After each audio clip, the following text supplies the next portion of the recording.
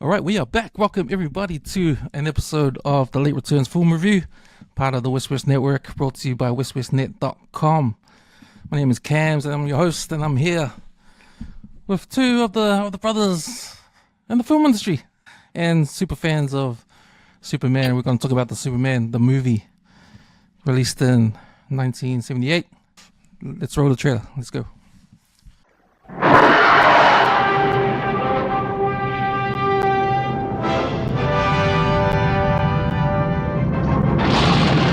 From a doomed planet in a distant galaxy to a fantastic underground hideaway, from the fortress of solitude to the bustling city room of the Daily Planet. Look, up on the screen, it's Superman. I'm with Will. Yo. I'm with Sash. What's up, man? What's up, guys? You guys pleasure to have you guys. You guys are coming in from different parts of the world. But Will, man, coming in from the other side of the world. What's up, man? I'm joining you from Addis Ababa. This is where we found a rare mineral to make our kryptonite, and I'm joining you just west of that in Germany. So it's hot as hell over here. Your boy's sweating up a storm, but nothing new there. You can tell by my jacket, and it's bloody cold down here. How's the temperature over there? I'm Sash. Yeah, it's pretty cool here in Otisburg. New Plymouth, bro. We're just in New Plymouth, just down the way. Nice. Right, you guys are here because I heard you guys are big Superman fans, and I am too. And we're here to celebrate the release of the new Superman movie, the James Gunn movie that comes out July 10th. It's pretty soon, guys. It's pretty soon. Gonna go watch it at IMAX when it comes out. But yeah, man, I just thought, since this is Late Returns Film Review, we review old school movies from back in the day, and to celebrate the release of the new Superman movie, I thought I'd bring you guys on and let's do a chat about and reminisce and review again the original Superman movie, Superman the movie, starring Christopher Reeve, directed by Richard Donner. Quick fun fact on that. James Gunn was going to call his film, what's Sash? He was going to call it Superman Legacy. Ooh. But he realised that he could call it Superman because our Superman, the 80s one, was actually called Superman the movie. But everyone remembers it as Superman. Yeah. And so he changed it to Superman, which is a cool little thing that, he looked at the details, which James Gunn does, and he got a win for himself and all of us. Yeah, it's interesting. If we touch on the title of this movie, it's called Superman the movie, and I guess back in 1978, people knew Superman from the comic books, from the old school TV series, the black and white one, it was George Reeves, the old school one. So I guess when you put the movie at the end of Superman, it's emphasized this is a movie, guys. You've never seen a Superman movie before. I guess it didn't even start a trend because no other movie based on comics or based on cartoons or TV series that ended up to be a movie used the movie again, in other films. But I guess you could say Star Trek the motion picture. They wanted to Star Trek the motion picture, but there's no other movie that's come out with the movie. No, yeah. I mean, especially 78. I remember Christopher Reeve, interviews with Christopher Reeve saying that, because he was a Juilliard-trained actor, just like David Cornswet happens to be, the new guy. And he was a theatre-trained actor, and but when he kind of read the script, and I think once he had realised and had a conversation with Richard Donner about it, realised that this could be a really big movie, and obviously a big opportunity for him. I don't know if you guys saw the documentary about Christopher Reeve, Superman. I saw that recently. It was pretty epic, kind of tragic, all the kind of highs and lows of his sort of career and everything that he went through. But all the actors were kind of a little bit, they thought he was selling out, Christopher Reeve, when he was going for this role. But I think he saw the potential and a big budget version of Superman that had never been seen before. So yeah, Superman the movie, if they pulled it off, would have been a huge deal, and it turned out to be a real big deal for superhero cinema, for sure. Yeah, that's right. The tagline was "You'll believe a man can fly." Mm. So they were trying to make this legitimate. It's a movie. It's not a TV show. I've seen clips where they talk about the first draft of the scripts, who were written by, is it Mario Puzo or something, the guy who Yep. did My Godfather. prison, yep. Godfather, yeah. Yeah, and they came back a bit like Batman the TV show, real campy or whatever that meant at that time. I guess flamboyant, colourful, and zap and pow.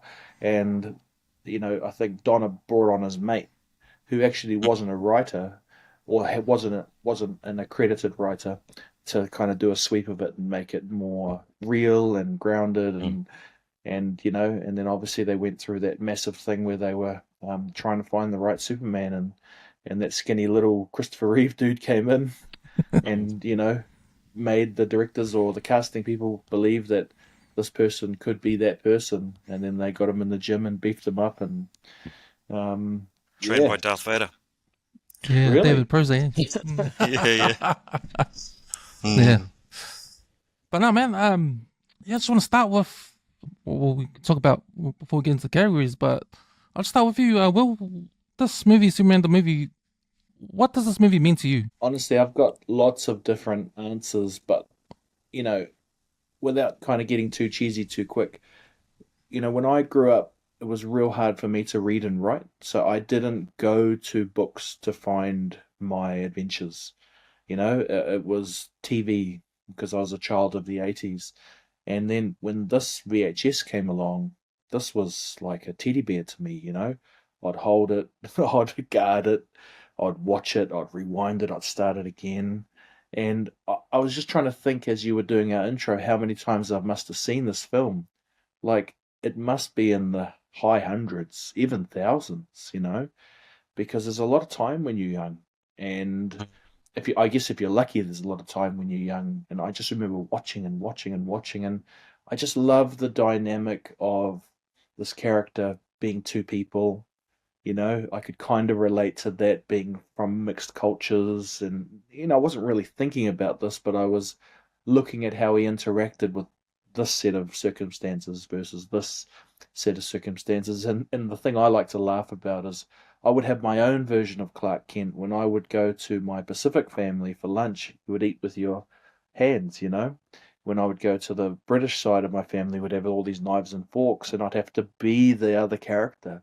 And I mean, I don't want to lean too much on it or to make it more than it is, but it meant a lot to me, those films, or especially that film, because it was a great companion. If that was our YouTube, then thank God, because what an awesome person to mimic and watch.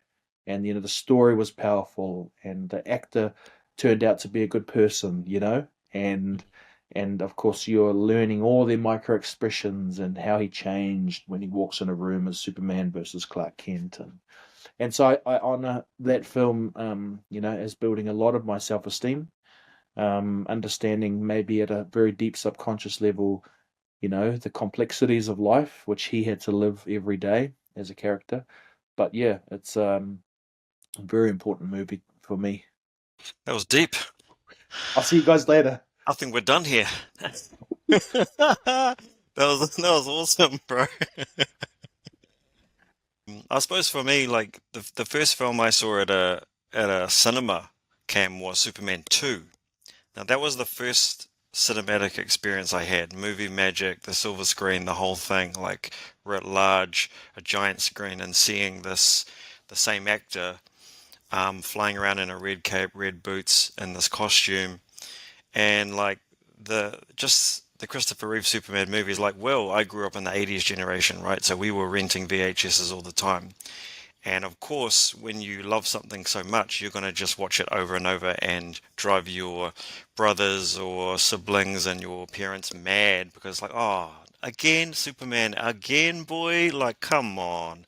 Like, it's like, nah, that's what I want. I don't want any other movie. And like, those movies for me, yeah, mean a lot. Like, when I walked out of a Superman movie for the first time as my first cinematic experience, blew my little mind. as soon as I got a red towel, it went around my neck and I was flying around and, my cousins and uncles and aunties and whatnot will tell you, I just wanted to be Superman. Like as a kid. That's all I wanted to do. I wanted to be 6'4", blue eyes, black hair, that costume, and have those powers. And look where I am now. So it all came true. No, but it was a fantasy. It was it's a science fiction fantasy. That's really the character that got me into comic books. Fell in love with Superman as a young kid. I had all the coloring books and fell in love with comic books and reading comic books. My brother was a big geek. He's like 6 years older than me. When he was a teenager and I was a kid, I was just going into his box of comics and just reading them over and over. Because obviously, yeah, like Will was saying beforehand, we didn't have YouTube. So we couldn't just snap into any scene in any movie and just search for it. We actually had to, really like cherish what we had and I think that's why we like recycled everything. Once you go to the movies and that's it, well, you have to go to the movie again to see it or wait for VHS, which could be months down the line. So yeah, Superman, it does mean a lot. It actually, not to one up Will, but it did kind of change who I was. Like my identity kind of changed. I became a geek for that reason. I loved movies for that reason. I became an actor for that reason. I'm a writer and director now. Probably I could trace all of that back to that one film experience. So, hopefully that's enough. Yeah, those are two nice point of views, man. And man, I'm just loving it today because it just reminds me when I first watched this film. And I don't think I had the chance back then when I was a kid to watch these movies at the movie theater. I think the only one I watched was part 4. Will's favorite. Yeah, Will's favorite, part 4 at the movies. But I was unfortunate to not watch 1 and 2 and 3. I watched them on VHS video store, but then I remember recording it when it came on TV2. Earliest I can remember was Superman 3 at the movies, and I remember my old man. I was a kid, and my old man, he took me down to Queen Street because I was playing there. And I remember holding my dad's hand and we were waiting in line, and then it was sold out. And I remember the posters, Superman posters all over the wall in town.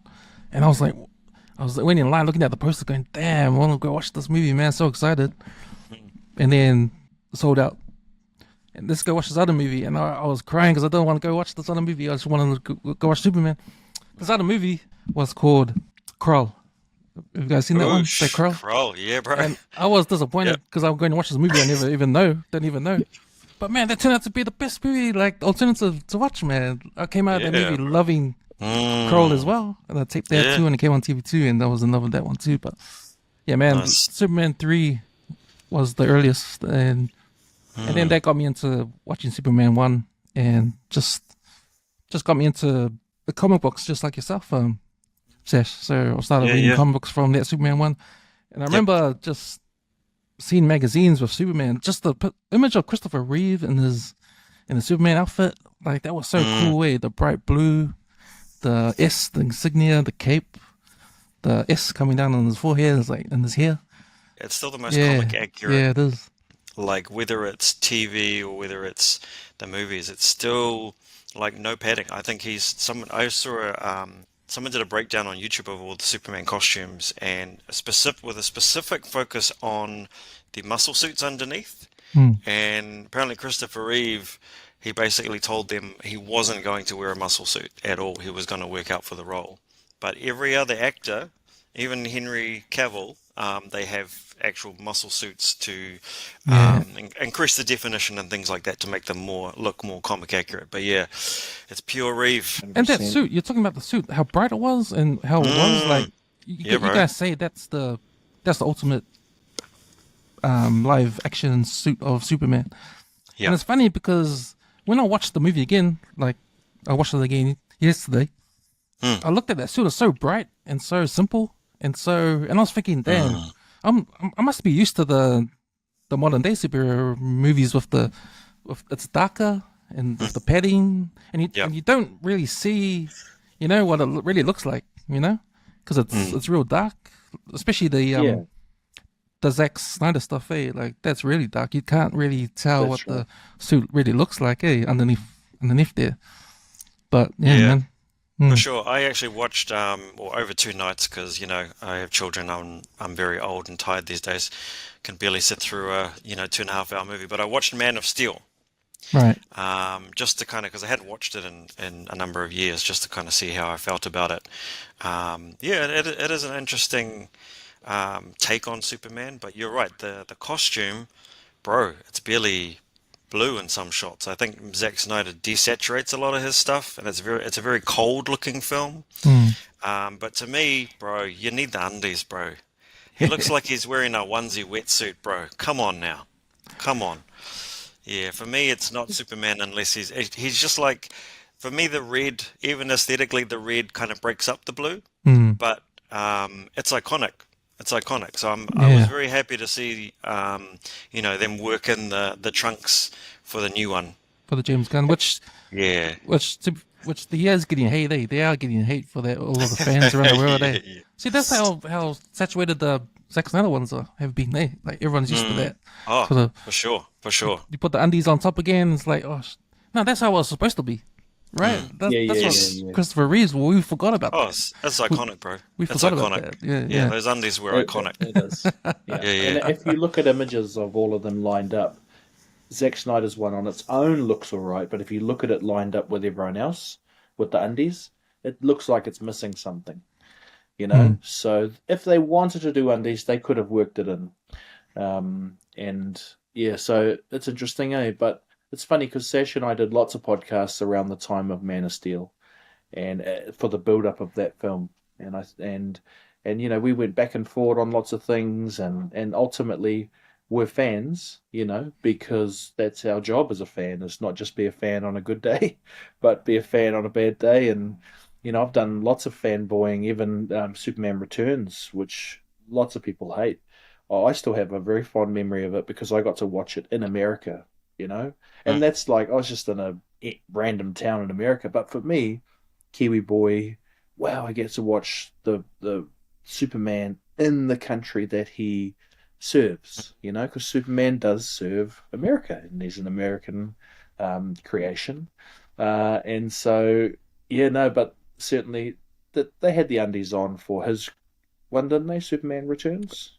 Yeah. Superman Returns was sort of was Bryan Singer. He was a big fan of the Christopher Reeve Donner film, so he made Superman Returns almost like as a soft reboot, but also as a kind of a sequel to Superman 2, because they had a child. Clark and Lois had a child, so but it was kind of a weird one for me. Like I probably like Superman Returns a lot more than, like, I think it gets a bit of hate, that one. But I enjoyed it. I think the plane sequence, the plane rescue, is still one of the best Superman action sequences. But yeah, it was just a bit weird because they changed the costume, and I was like, well, if it's a sequel to like the Christopher Reeve movies, why did they change the costume? But then now that I understand merchandising and marketing and how that works, you need a new suit for new toys and all of that. So, but yeah. I think, Cam, that all kind of came up because you talked about the colour.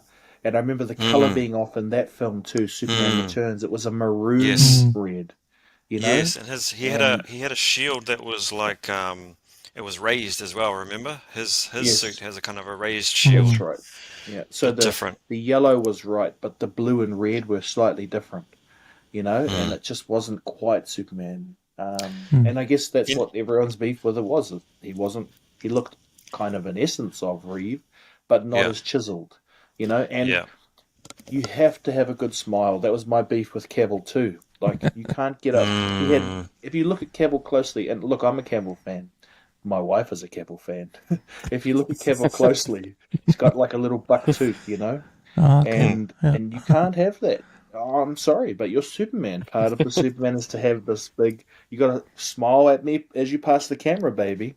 And if your one little tooth is waving at me, get some Invisalign. This is how big this is funny because this is how fans like we nitpick so much as fans like and we kind of poke fun at each other and things. You know my beef with the Superman Returns Brandon Routh version is his hair's wrong. It's Right. actually parted wrong. It's actually on the wrong side. Like there's no they try and do a curl, but it's actually wrong. It's actually the opposite way around. And it just Oh, it's a dumb little thing that just kind of bugs me, but it's like when you've been sort of raised on, Christopher Reeve, who's like, the goat of Superman and kind of still is for many, millions of people who grew up with him. It's hard to kind of when they start deviating, you're like, nah, nah, it's just not. That's not the hmm. same. It's like So Sean they Connery for James Bond. Yes, yeah, Yeah, exactly. Yeah, yeah. yeah, yeah.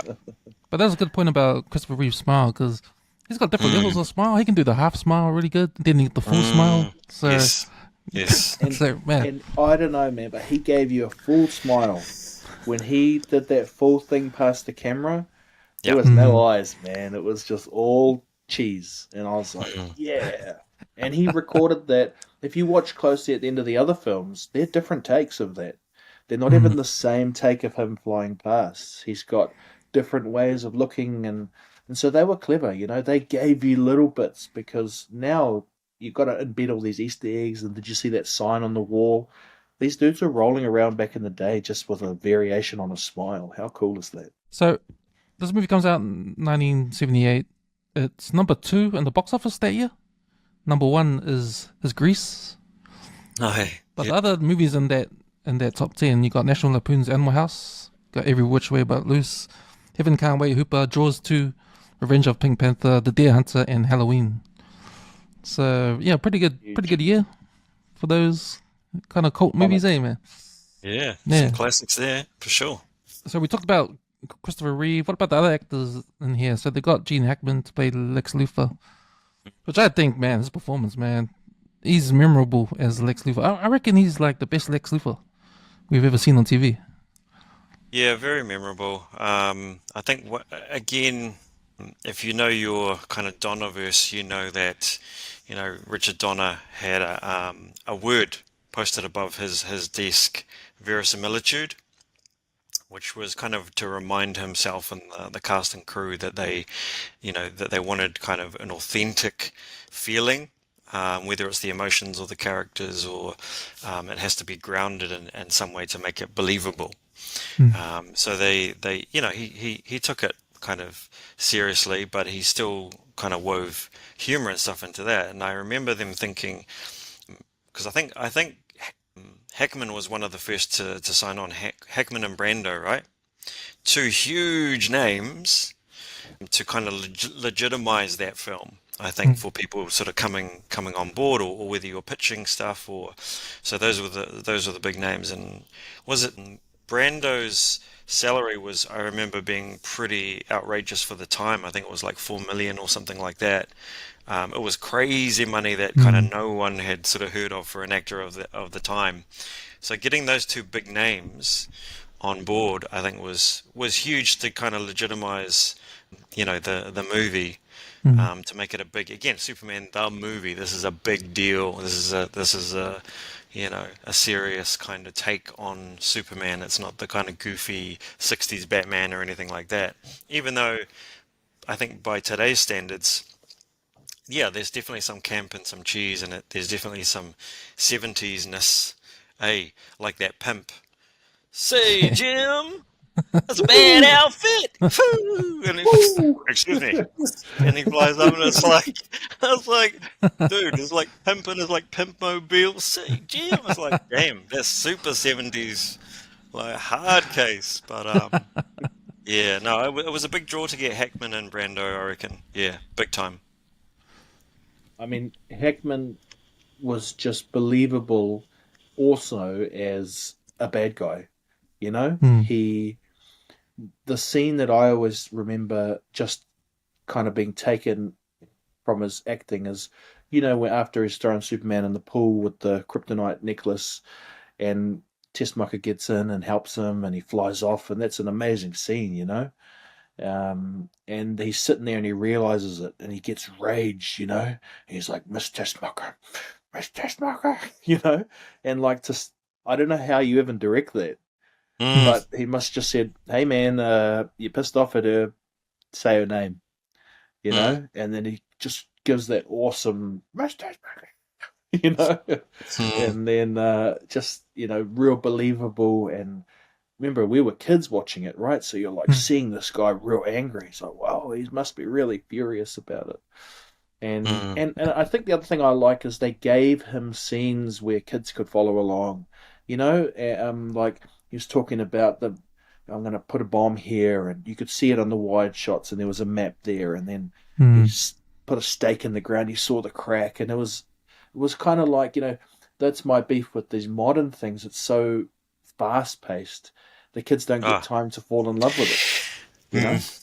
Oh, mate, you should watch Man of Steel again. I could barely like keep track of what the hell was going on. Like seriously, like there's for some reason Zack Snyder decided to shoot the whole thing handheld, and I'm just like, bro, like, nah. Back in the day, like, you know, the Superman films are shot in a very elegant way. You know, long shots of Superman just kind of lifting off, and you know, it's the real dude taking off and just sort of gliding into the air. Nowadays, he just needs to look up and he's just like, boof, he's gone. Yeah, Replaced that's the like problem. replaced with the blur of CG, and it's like Yeah. we've seen that so many times, like it's just kind of become boring.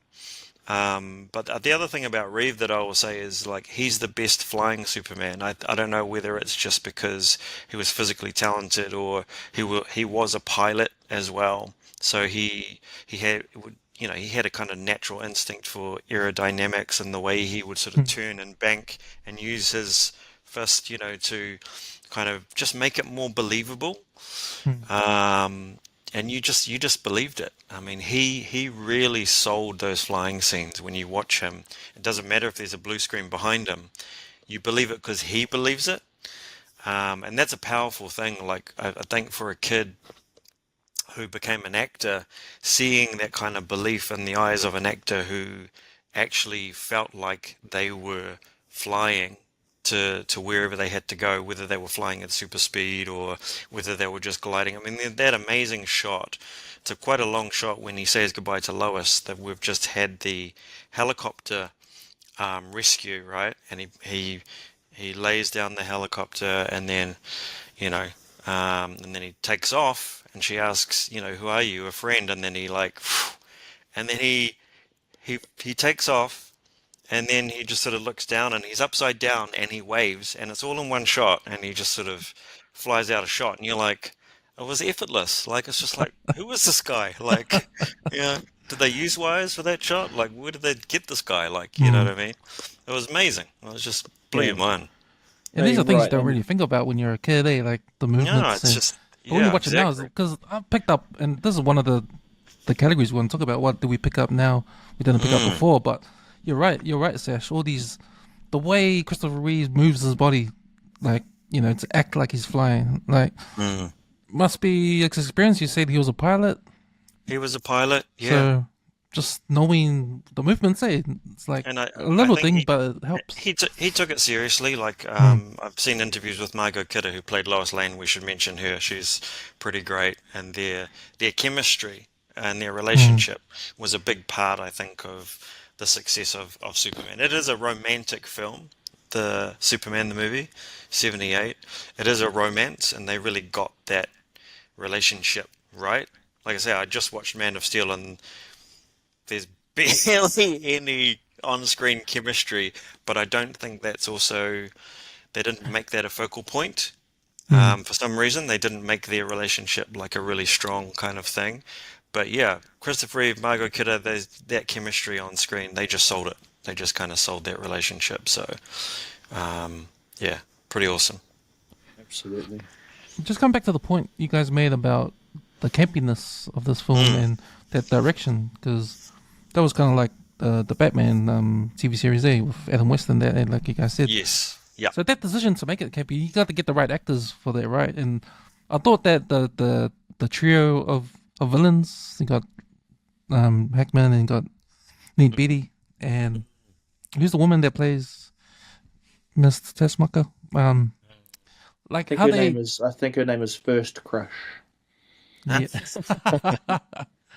Oh my gosh, the outfit she was wearing, the first outfit, the black, Dude. I was like, damn, I wasn't thinking anything when I was a kid. Yeah, bro. And Yeah, and yeah, you yeah. know, just going back to their scene, right? She saves him, so Mm. it's redemption that you don't normally get for bad characters, right? Who knows the type Yeah. of trauma she has if you put Yep. it into the real world? And he says, "Why did you help me?" Mm. You know, Yeah. and I don't know the exact line, but it's something like, kind of like, the bad guys don't always have to win, or something like that. You know, and then he gives her a little peck. Yeah, that's right. I mean, the power of Superman, I think, is just in his goodness, and in his heart, he's just a good guy who wants to help in any way he can, and he has these powers, so therefore, just for him, it's natural just to use them to help people. But his charm and his amazing smile, which we've talked about, it can rub off on people and affect people, and Yeah. I think we have kind of lost some of that with our heroes.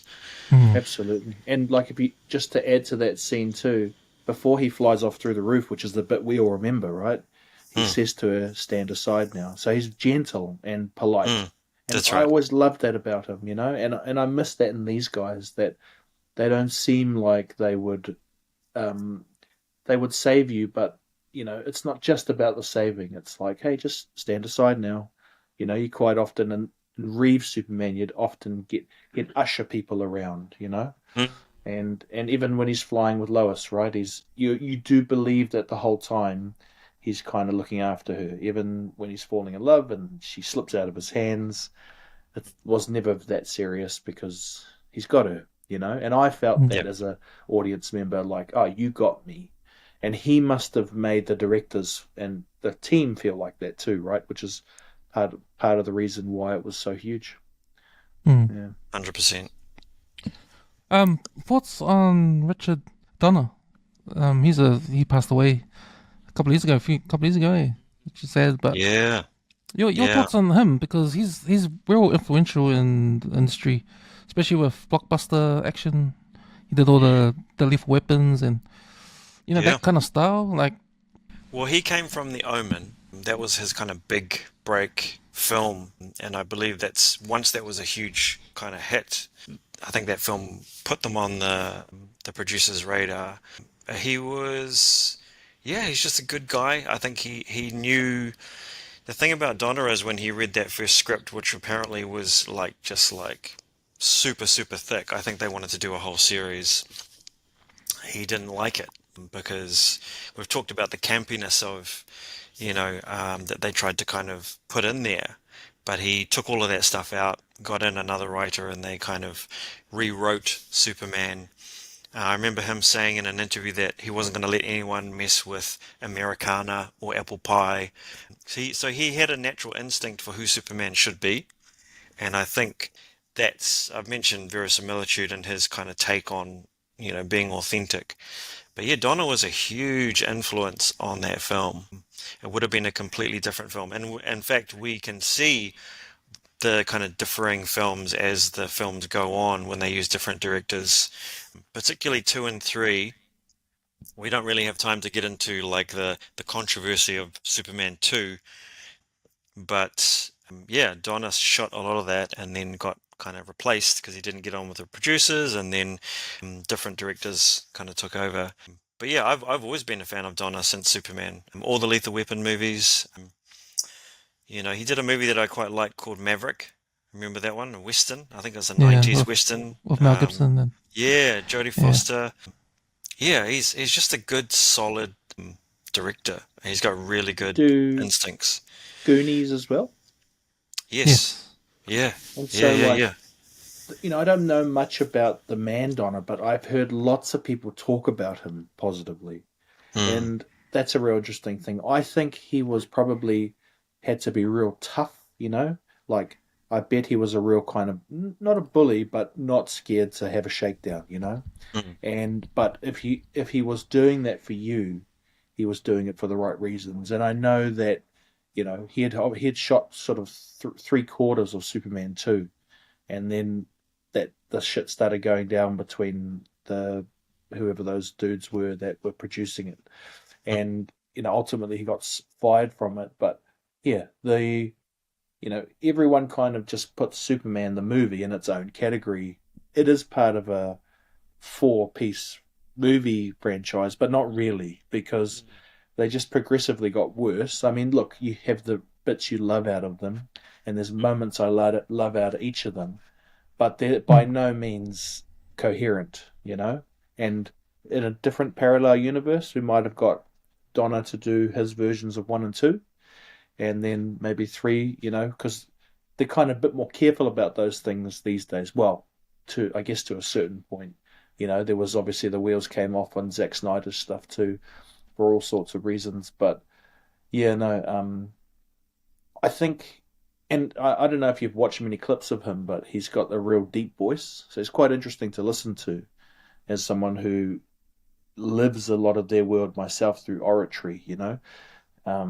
Like when Sash talks about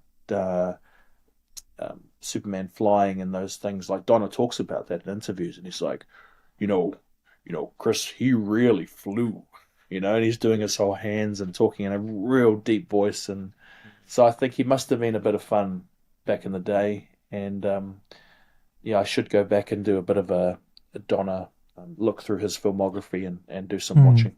We should also mention, speaking of Donna and Superman, that there is the Donna cut of Superman 2 that also exists. There was such a fan movement and a fan appreciation of Donna once these stories got out that Donna shot a lot of material for Superman 2. The fans immediately wanted to know what that was. We wanted that extra footage that he shot just to know what that was. And then luckily, some big fan made it happen and got Donna, involved, and they cut it together, and they even had a little budget to add in some effects in here and there. And it's a bit of a Frankenstein's monster. It's a bit of a mishmash of the original, because they couldn't go back and shoot anything, obviously. But it's a fascinating kind of watch, and it is one of those parallel universe, Elseworld kind of things where it's like, oh man, yeah, and on another Earth. In Earth 2.0, we've got a series of movies like made by Donna with Brainiac and Metallo and all these other. I will also pitch this to you guys that there is online on YouTube. There is a screen. It's like a stage reading of the proposed Superman 3 that Donna would have made, and I believe it's got Brainiac, and they get actors to do the roles, and it's the script kind of that they would have made, and it's quite fascinating. I think it's called Superman Reborn or something, but yeah. So that's a fun watch. Yeah, you mentioned the old foe, the Brainiac. Like Lex Luthor is the number one foe, but Brainiac will be a close second, we never seen him, We haven't seen him on the big screen. Yeah. Crazy so, that we haven't seen Brainiac yet. So hopefully that's a secret, and that's gonna appear in the new movie. We'll shall soon see. For sure. I want to go into the cultural impact of this film. I know we touched on a lot of things about it since we started the podcast, but man, just specifically, like it was the comic books for me. Seeing Superman in magazines like the Christopher Reeve Superman, the bright blue suit, red, him flying, me as a kid thinking, man, a man can fly, superheroes. Me just wanting to watch this movie. I needed to watch this movie. I was obsessed. I need to watch this film, and for finally watching this film, getting into comic books. It's funny because I never quite got into the DC comic book stuff. I got more into Marvel. I was a big reader of X-Men and Spider-Man. I never quite got into DC, but this movie probably introduced me into the DC universe, and of course spawned all these movies, the different actors playing Superman, and the toys, and Justice League. I remember reading Justice League comic book, and seen Lex Luthor in this, like, he was in the green robot suit, and they had the toy as well. He had the toy as well, so that was part of that that storyline there. Do you remember the Superpowers Superpowers, yeah. toyline? That's right. It's part of that. It's part of the superpowers. That's the best. Yes. That's the best toy line, isn't it? Like, Yeah. For sure. if you could hold on to that cape, because the cape always got lost. It was on a little clip, Yeah. you know, and you could just never quite, like, it wasn't attached. I've still got mine, and I ordered a cape, and I glued it onto mine. So it's not tidy, but I'm like, you're not getting away from me, cape. Yeah, Nice. because I found one, but like in my head it was, just clips on, but they are flimsy, What did But that set you man, back, bro? 200 on eBay or? I was lucky to still. A friend of mine gifted me the original Superpowers toy, like the one we had. Yeah. And so it still needs a little bit of work. He's been played with a lot, but you can buy them for like $5 on eBay or 10 or whatever it is. Just a little Superman cape with the S on the back. I don't even think the original capes had the S on the back. Maybe they did, but this one had it. But it kept falling off, and the kids wanted to play with it, so I was like, bring out the super glue, and you ain't going nowhere. That's the way. It's funny because I'll go into the garage quite a lot where I've just got it, sitting there on a couple art installation pieces that I have, and like I'll look at it often, and I'm like, it just, it's my, if I'm Andy, that's my buzz, and it just, I look at it and I'm like, yeah, man, that was cool for hours with that little toy, just. And I didn't care like if a time it machine, eh, bro? oh man, it's like real a time cool portal. Time machine. Yeah, time capsule where you just look at it and you're like instantly transported back to That's being, right. 5 or 8 or whatever. Yeah, and there's only kind of two toys for me, that one and Oh He-Man, yeah, and Yeah, that was a big series, eh? absolutely, and they just like were really cool toys, and so no, it's. And, if you really study them, I was always wondering, why do they have a little hole in the foot, underneath? And I guess that was to sit on a little figurine, maybe a little fortress that I never had, True. But, and the other toys that came through never really did it for me. Like Sash, I know you've got a real good replica of Superman. But, when you quite often see in the warehouse or whatever with each Superman Returns, they never looked good. Kind of the dudes always looked a little bit like, a little bit weird with their faces. And True. and so that one's, I reckon it looks like Christopher Reeve as well. But it could be that I'm just pouring all my love into it. Yeah, no, it's still there, bro. There's I can't remember who the makers are, but just recently they brought out a Superman and Clark kind of double set, and these are like the most high. We're talking about over $1,000, high end. I think they're like quarter scale or something, so they're like about there, and the detail is crazy, like cloth costume, cloth cape. I can't remember if the hair is just like, rooted hair or whatever, but yeah, these things are like, they're still like, Christopher Reeve is still considered the GOAT for many fans, and a lot of the, like, whether it's Hot Toys or some of these other companies that are making these very high-end expensive toys now, like just figures, he's still considered the man. They're still making, pieces of him. So it's I think his influence in those movies influences just like, it's kind of incalculable. I think we'll always be kind of talking about him as the original, because if you look at where we went to in the 80s with, say, Batman 89, right? You got a kind of a similar kind of big character in DC with Jack Nicholson, another big name playing the villain. Like, they kind of followed the model of Superman the movie. I remember even Christopher Nolan, when he went to do his Batman Begins, he wanted to again take the Richard Donner model and use big actors. So you got Liam Neeson and you got Morgan Freeman and all these actors, big names for his kind of reboot of Batman. So it's a huge influence kind of down the line from this one movie, really. Yeah. And sort of, for me, like, made the blueprint for future superhero films, like For the sure. structure of it. Yeah, yeah, Um, absolutely. And actually, Kevin Feige talks about this. I think he might have been an intern who he was an assistant or something for Donna at one point, probably just a kid. And he talked about they did it's on YouTube, but everything's on YouTube. But they did a Richard Donner kind of appreciation evening. You had Mel Gibson and Danny Glover there, and Kevin Feige was there, and he talked about how back in the early days of their Marvel Cinematic Universe, when they made an origin movie, they would always sit down beforehand and watch Superman the movie because that was the blueprint for him. So, and you can really see just the beats of building the story of. I mean, it's pretty slow paced now, and it's a pretty long movie. Eh? What is it? Yeah. 2 hours 45 or something like that. It's a pretty big. yeah, It's more like a Saturday matinee, and it's quite. The pacing was different back then. Quite sort of slower burn to kind of build the characters. a lot of the scenes were long, eh?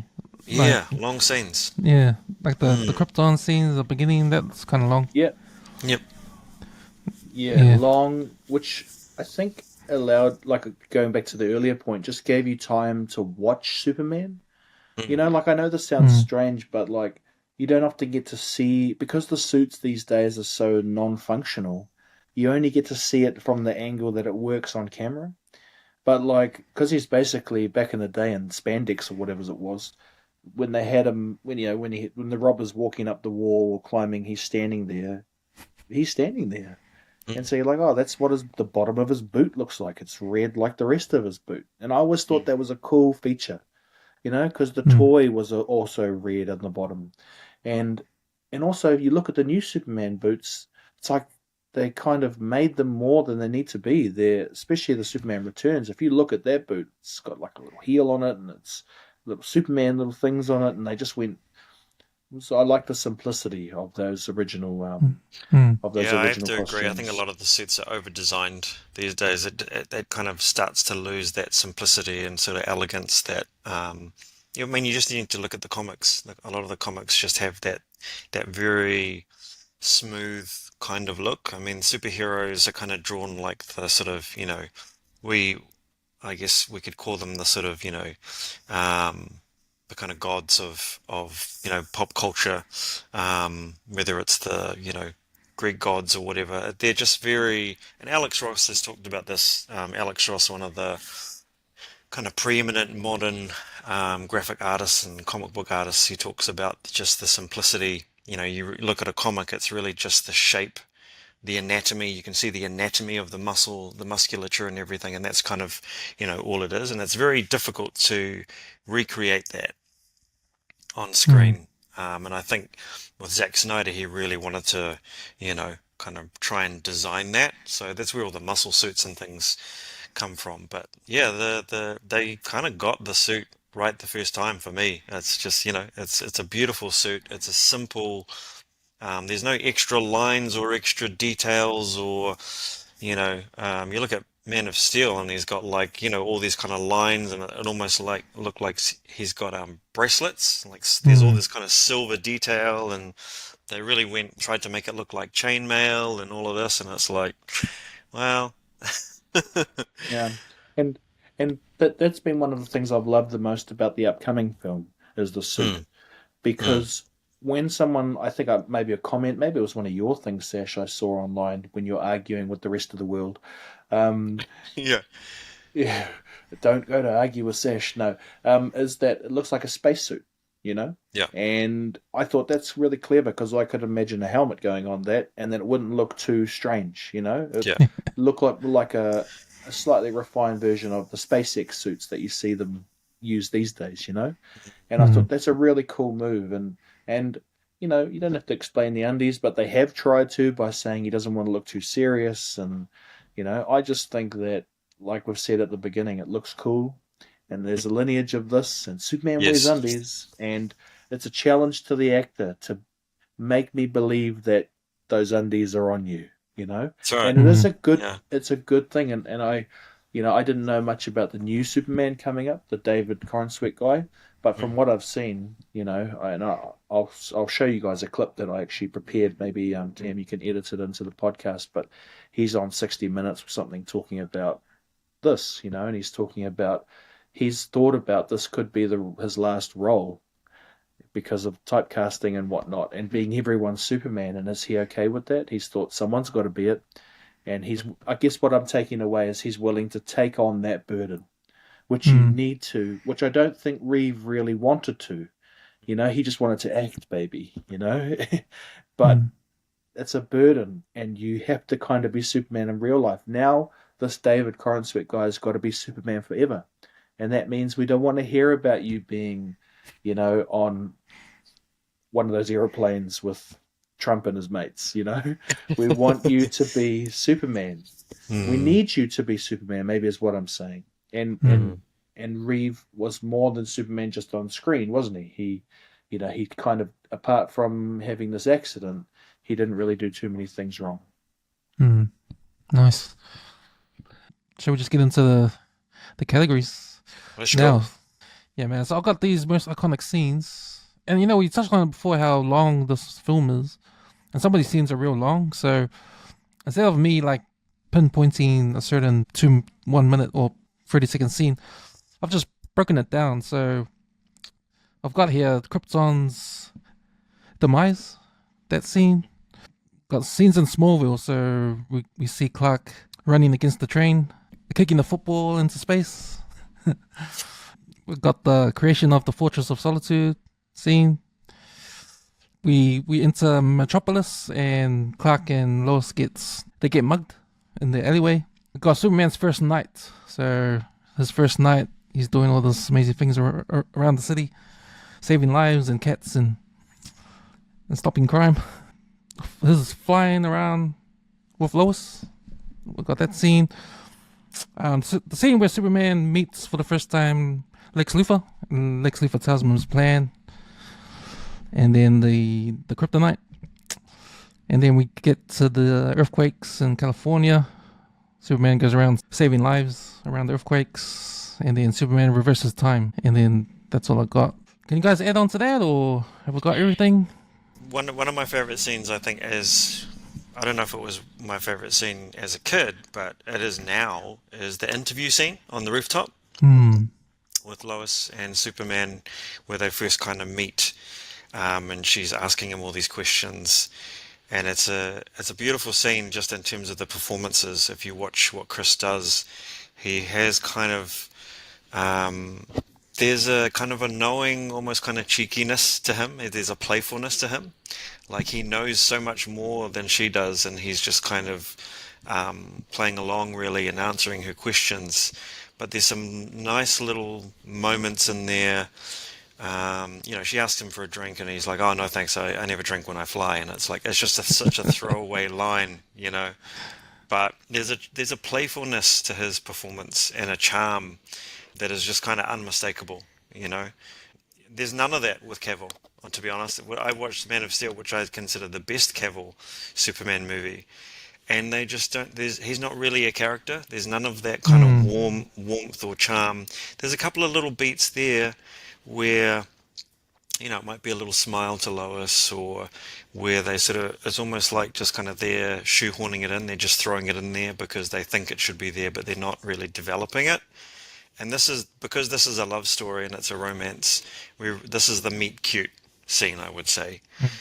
So I do kind of appreciate that scene. I believe it was the scene that they tested the actors with back in the day. And if you go again on the almighty YouTube, you'll be able to see Christopher Reeve's audition, his actual screen test, where this skinny dude is like sweating pits, and he's like, "Good evening, Miss Lane." And it's like, he does such a great job, but like, he's just this skinny kid, and I can just imagine them thinking, sending that footage back to the producers, being like, "Who is this guy? Like, what?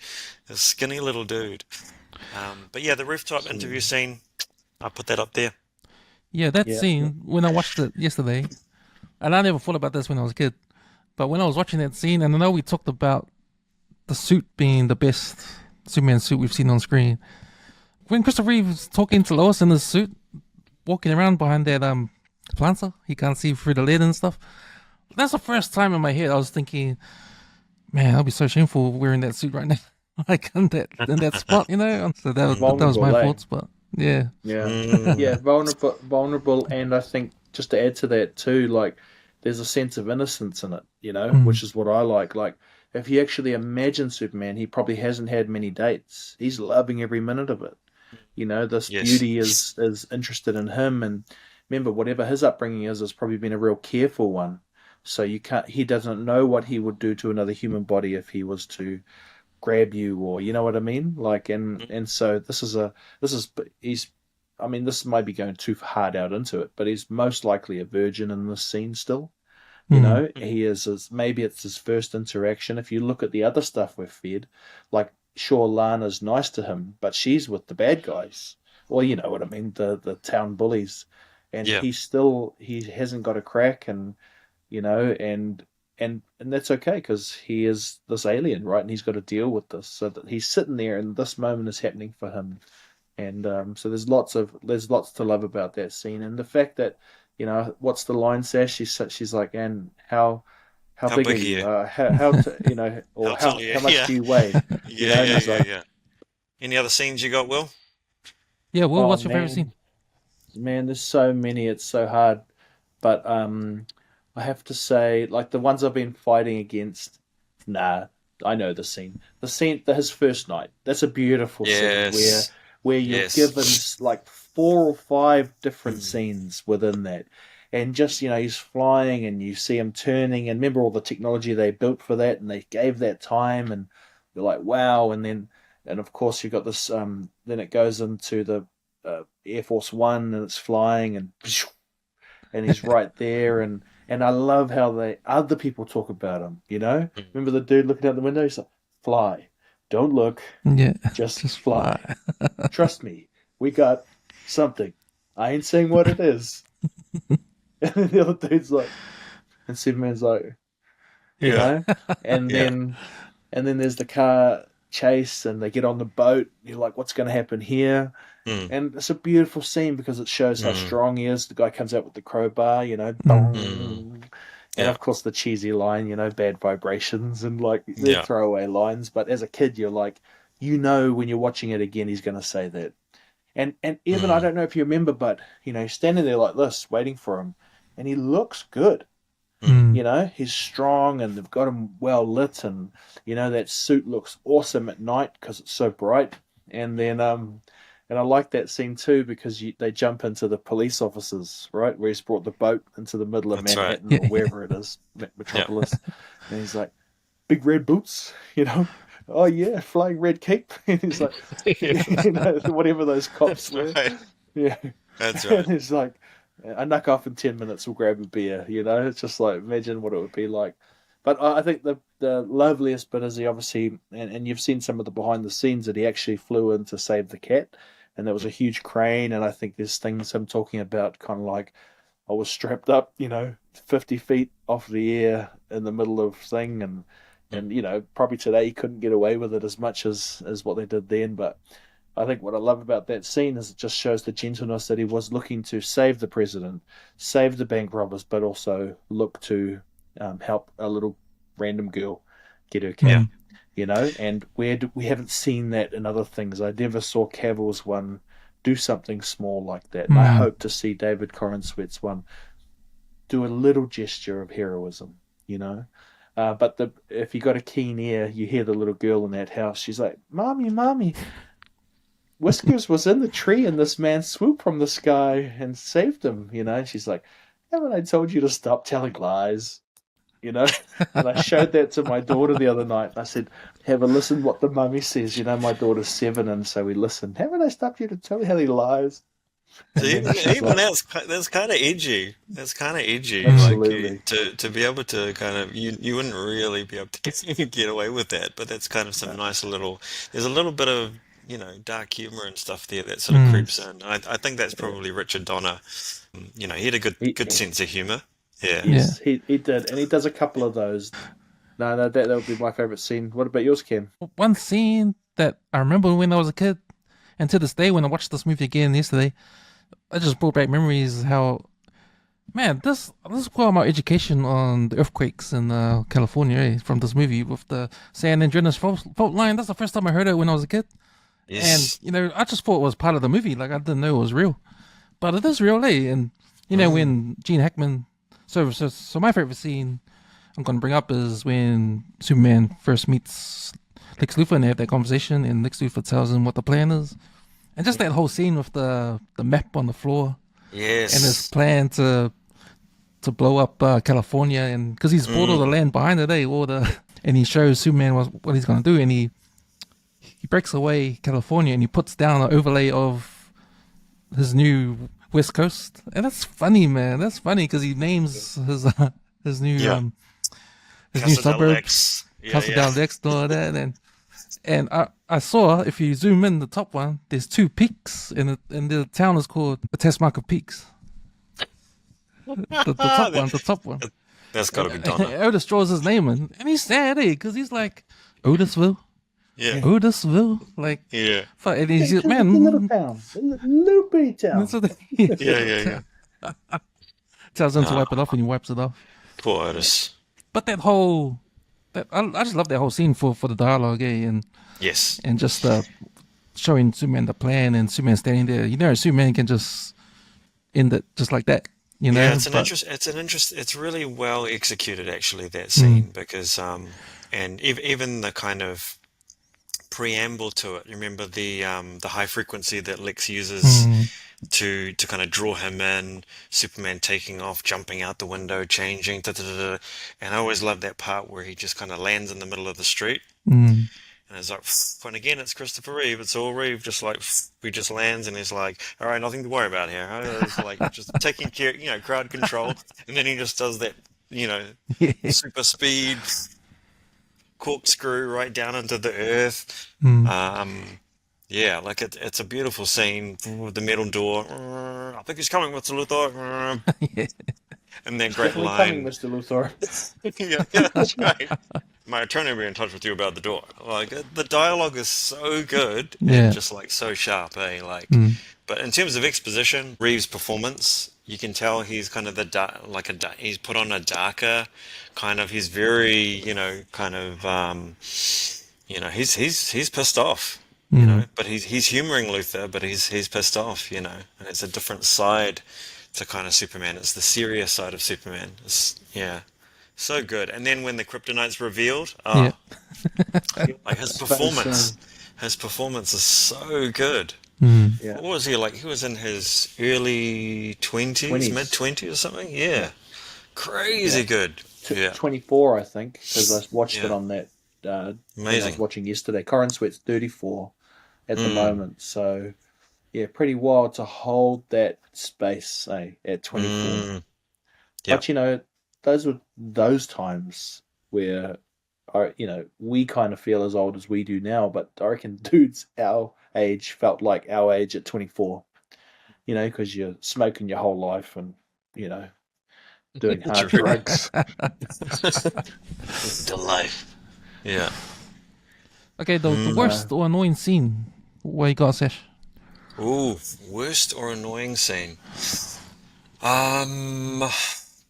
For me, like it just kind of slows things down more than anything when I watch it again. Like the whole plot with the rocket and stopping the traffic, and Miss Tessmacher kind of, I think she kind of lies on the ground, and the dude investigates, and the military, and like all that. It just kind of, I'm just kind of want that to kind of hurry up. It just kind of slows the movie down. They For didn't me. need to fail with the first one and then do it again. Have a second take on it.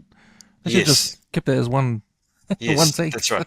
That's right. Yeah. That stuff kind of, was a little bit boring for me these days, but yeah. What do you got, Will?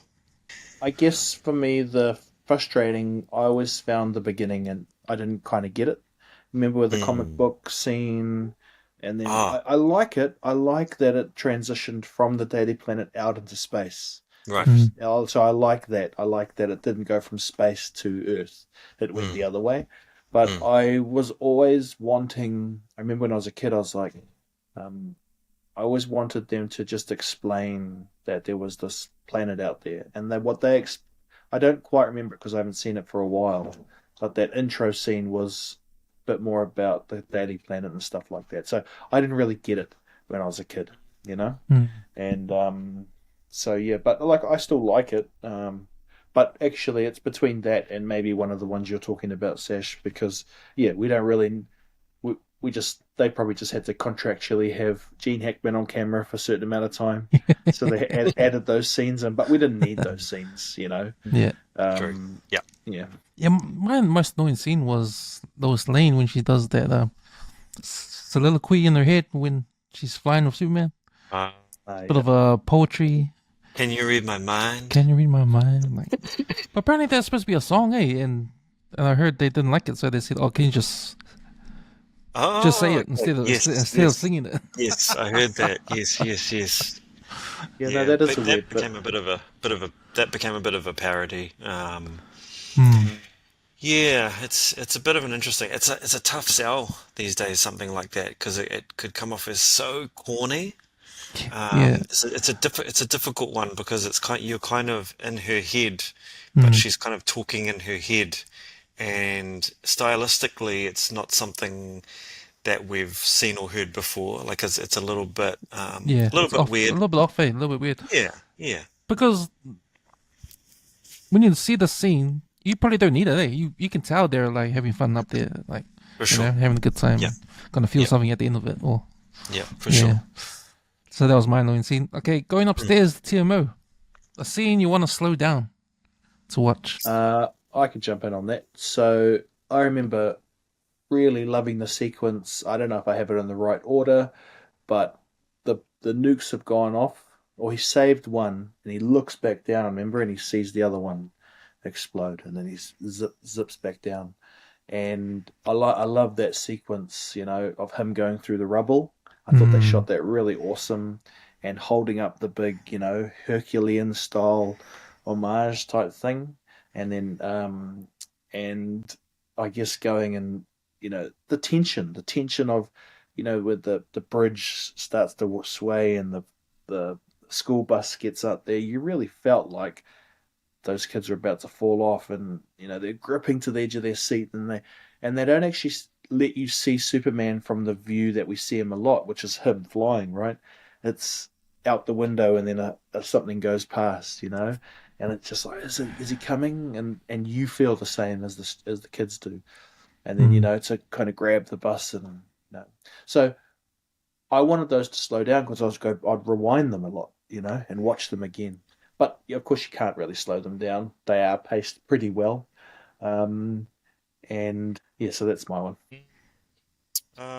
It still works as is, obviously, but would be kind of cool to sort of in the alley when he gets shot with Lois and he catches the bullet. Yeah. Would be pretty cool to have a version where he sees the gun being shot, and you see, I mean, it's bullet time, right? So you're going to see the bullet, and he's seeing the bullet. And they did it in Smallville. They've done it so many times now, but it would be cool to see like a fan edit just of that scene where you see the the smoke trail and the explosion and the bullet just kind of tracing, and then him just kind of snatching it. That'd be pretty cool. Nice.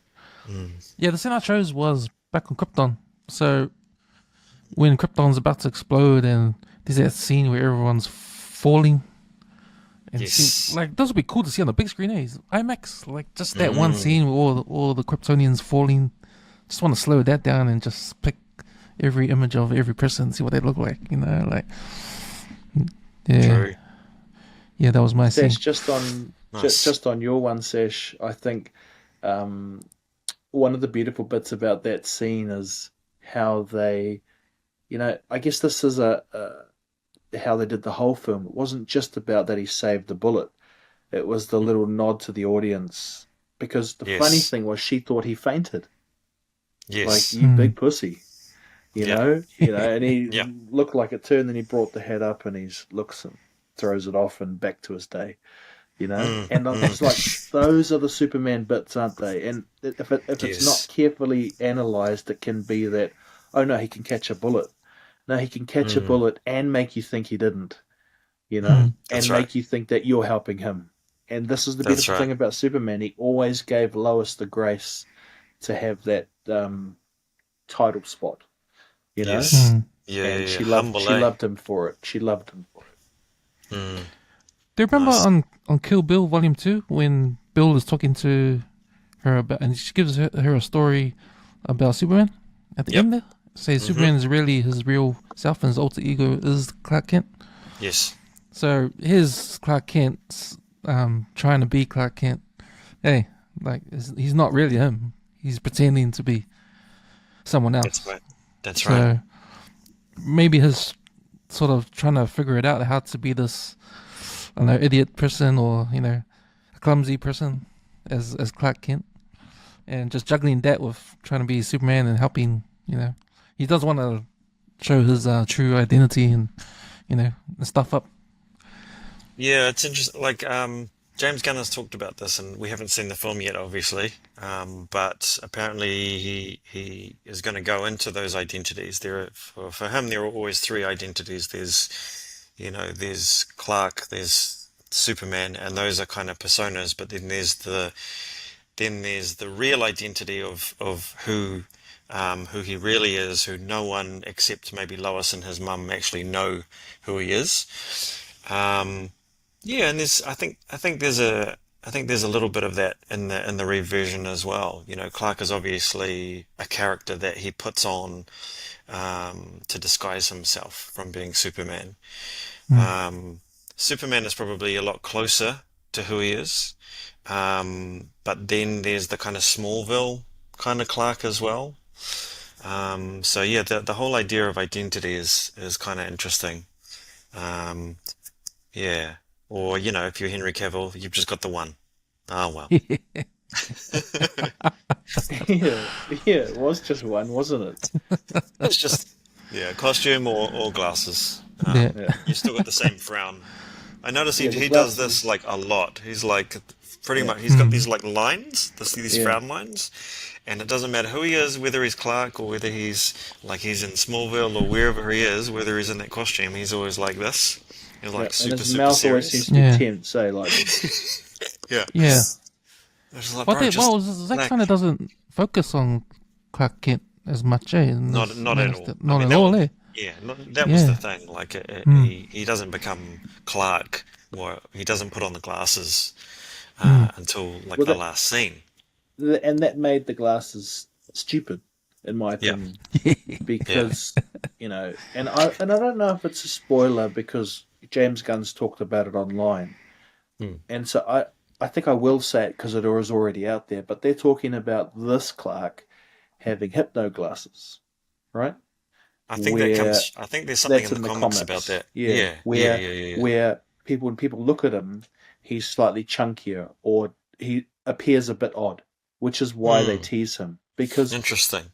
and because if you actually look at Clark Kent, he's dorky persona, but he's still a handsome man, and you see that in the films, like that the other women in the office still like Clark, they're not like off put by him, but if the hypno glasses are you can imagine with Superman having all these things in the fortress, right? That he has devised something that just makes him look a bit more goofy, and that helps that persona, which I'm cool with. It'll be interesting to see how they visually do that, eh? Whether they Well, they actually don't. change him James or James Gunn said they don't. He said he didn't do it. They might explain it, but he wanted you to imagine what they might see. Oh, interesting. Yeah, Okay. which is kind of interesting, going back to those Yeah. 80s films where Yeah. they didn't show you the whole alien. You had to kind of imagine what was in those shadows. That's pretty clever.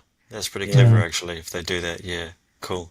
Well, but I don't know if that's 100%. That's when I watched it, I'm like, oh, the creators uploaded something too early, And so it was a bit of a spoiler, but I mean, whatever. Hidden gems. Any scenes you picked up now you didn't pick up before or didn't understand before? So all that stuff for me was Lois is horny. That's what I wrote in my notes here.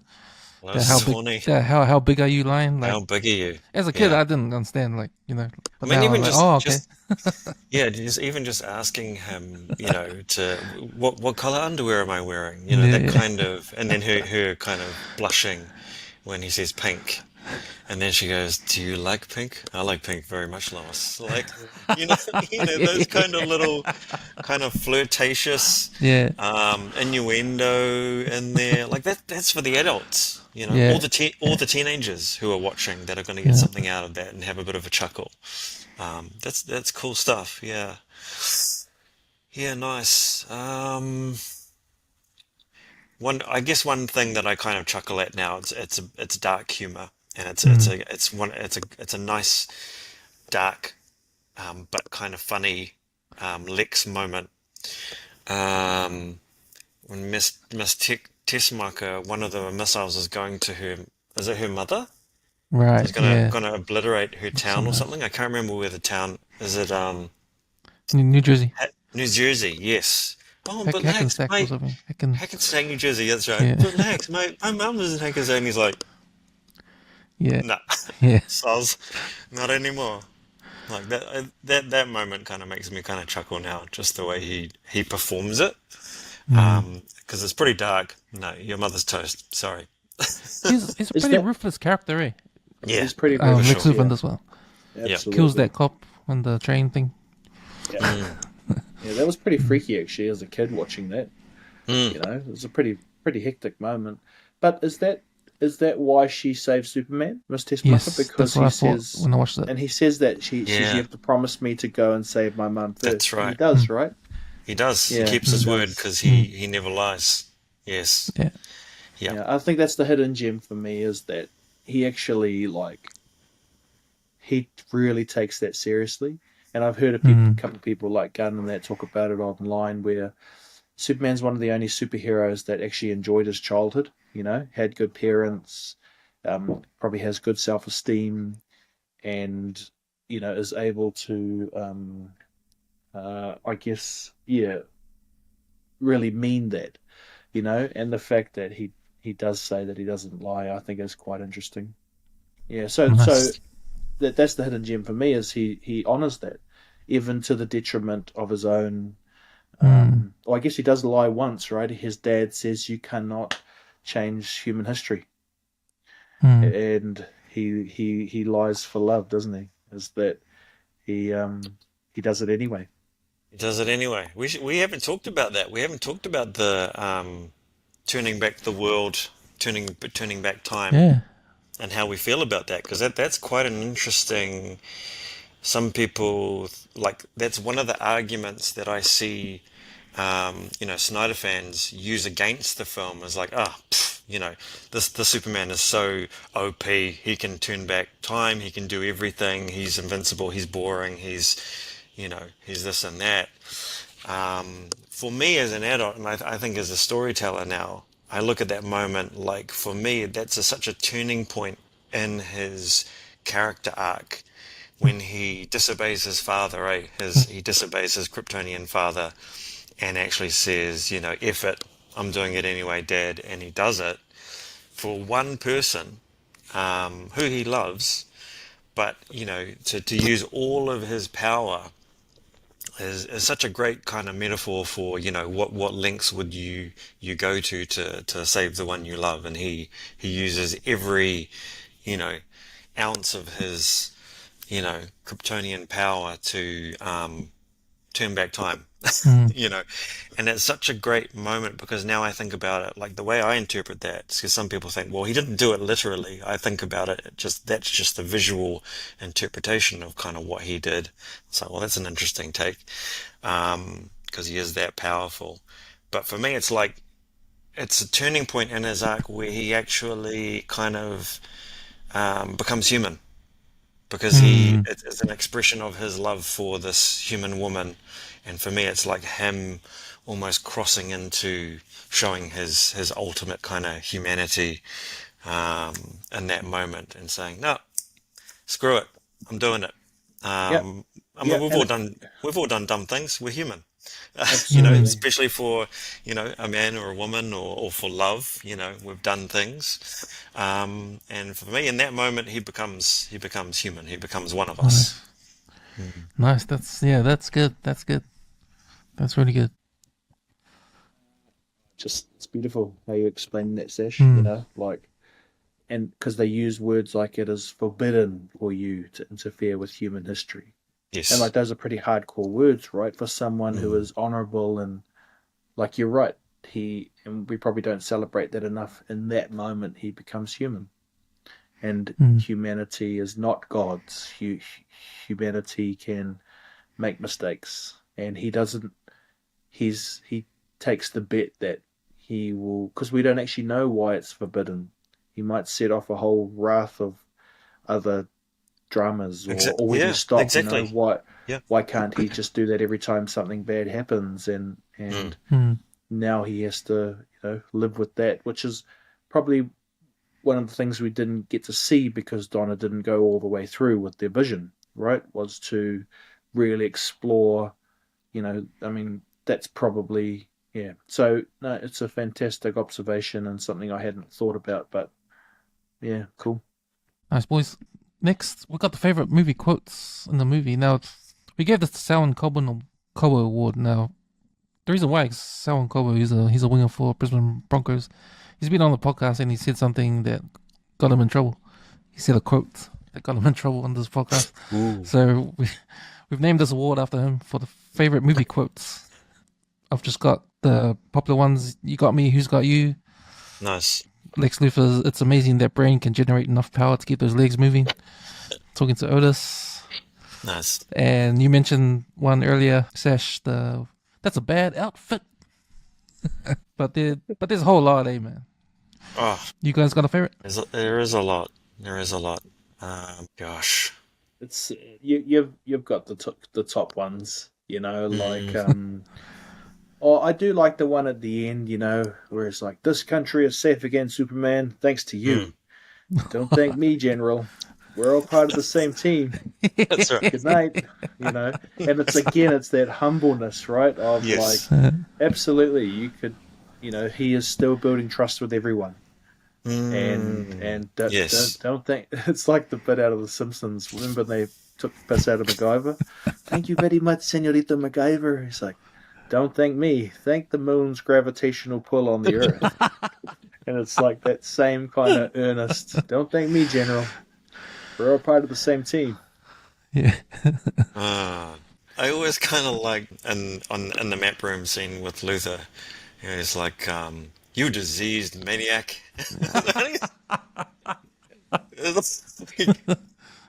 just some really quite, interesting little moments there, like where you hear things coming out of Superman's mouth that you kind of it is earnest, but it's kind of interesting writing, It's interesting little kind of nuggets.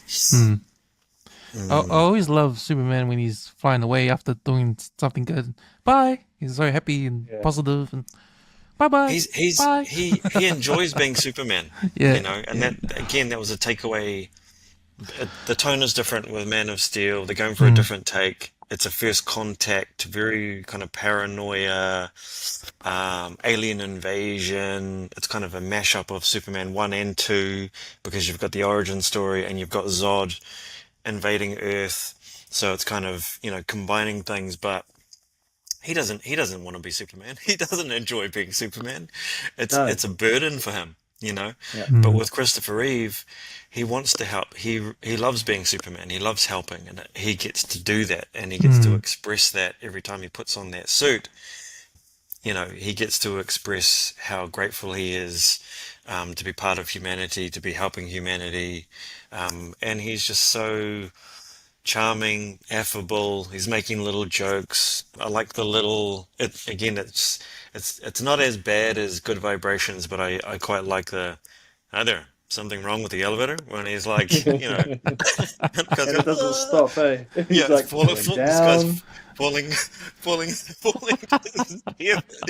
going down. The guy's like thinks he's gonna die, splat on the pavement. This is his last moment on Earth. He just I like that scene too, Sash, because that's one of those ones where they shot part of it when he was skinny, Christopher Reeve. So when he's on the ground and he shows the jewels, if you look at him, he's all kind of a bit bony, Right. But if you look at the scenes earlier where he's on the building, he's buff Reeve, Yes. And it's It's Is that because they it's shot so, scenes in different order? yeah, I Yes. think so. Chronological, yeah. Yeah, Yeah. And he's been training from day one, like yes, right and he through. really, I Because think they were he shooting parts of 1 and parts of 2, I think, to use the the Daily Planet office, yeah, and really, be smart with how they were scheduling everything, and kind of maximizing everything. But yeah, for sure. Like when he saves Lois and he comes down, and don't bother, I think it's dead, and she's like, ah. And then if you look at him there, he's huge. Like that is the biggest I see him in that that's right. film. And he's just like massive. Like he's just like the ultimate uber super. It's like he's being That's right. like pumped up by, the Yeah. sun or something. He's just been getting Yes. some rays, and he's just like massive. This one got the Civil Reese Award for the most overacted scene by an actor. Ooh. That was a hard one for me, and I just took a stab in the dark just from memory. But I gave it to the burglar scaling the glass wall, like his shock when he saw the boots, and his shock when he sees Superman fly away, and he's him and the cop that's arresting him still shocked at Superman. That's a good one. Yeah, But that was a hard one give, because I couldn't think Yeah. of one, because you know how campy it is, so they're supposed to be overacting, Yes. right? Yes. So that's what made it hard. Yes. my one is the only because I know Donna had to do some movie magic is the pilot in that scene in Air Force One, and I think he was doing a favor to a mate to have his mate come in as an actor, but he was British, and he couldn't get the American sounding pilot voice, and so from the stories I heard from Donna, he was like, we kept trying to get this thing, and in the end we had to overdub his voice, and it like his friend was like, bro, it's not my voice, and so that's probably one I think about, but it also made me think about, imagine the politics of this guy's got to get in and you got to do this thing, and Marlon Brando wants this, and Gene Hackman won't cut his hair, because that's the thing, right? Gene Hackman didn't cut his hair, and he's so good that we forgave him, but you shouldn't really, he should have gone baldy, because Lex Luthor didn't have Gene Hackman's little man-fro, Yeah. and And he must have worn a bald cap for the last shot. I think he finally relented and said, "Okay, I'll be bald on camera or whatever." And he's like, takes off his Lex Luthor. greatest criminal mind of our time. Yeah. Time. And these walls, and these walls. That's a quote there, right there. Oh God! I mean, overacting. Do you remember that we made fun of this, Will? So I might as well mention it in the Krypton scene where they're having their council meeting, and all the Kryptonians and the council and everything are talking to Jor-El about, I tell you, Krypton is just shifting its orbit or whatever, and it's like so and so is an expert, and then this actor goes, but so is Vonda. Do you remember that one? It's like, bro, just take it down a notch. Oh, Yeah, it's Yes, like we've got these theatre actors. Yes, total, and they're probably like legendary theatre actors that have come in to do this kind of little Kryptonian play or whatever. I don't know what kind of direction. I mean, a lot of that dialogue is deliberately almost Shakespearean. It's a very kind of highfalutin kind of dialogue, because they're meant to be an evolved species and race on this planet or whatever, and highly advanced technologically and all of this, but it's like, and so is Vonda. It's like, cracks me out. Terrence Stamp, who plays General Zod, I know he's more in part 2, but his Yes. little cameo, his little speech, that's Yes. another up there in the quotes there. Yes. I Is that at the remember. very beginning? It was at the very beginning, yeah, when they put them in the Phantom Zone, eh? Because Yeah. I remember When as he a goes kid up and thinking, goes- yeah, I remember as a kid not knowing what ears were, because he says, Yeah. and one day your ears, like, what's his ears? What's he gonna do with his ears? I used to think he was talking about, and one day your ass, and one day Your ass. I was like, oh. Your ass! I'm gonna have your ass! I thought it was just his accent, bro? Nice. Yeah. Next one, David Tour Award. A character you really want to knock out in a certain part of the film. I know you shouldn't be hitting girls, but I picked Lois Lane for when she started doing that. Can I read your mind? Yeah. Nice. And I read your bush. I think for me, if I'm just being literal, if you could knock out somebody, you'd knock out Lex Luthor, Because he's pretty wicked. Answer. He's pretty wicked in that film, like Diseased wicked maniac. acting, but also a pretty wicked character. That is pretty brutal, like that. He's like, but Lex, my mum lives in wherever. Hackensack, like, New Jersey. Like you said, she's a real brutal, like. Yeah. So Nice. sorry. For me, it's probably all of the Krypton Council. Like, guilty. Like, all those guys can just, just line them up because, we need to get out of here. Krypton is about to blow up, so, and they just, it's always frustrating to watch, those people kind of deny, diss Jor-El like that. It's like, this dude's a scientist, guys.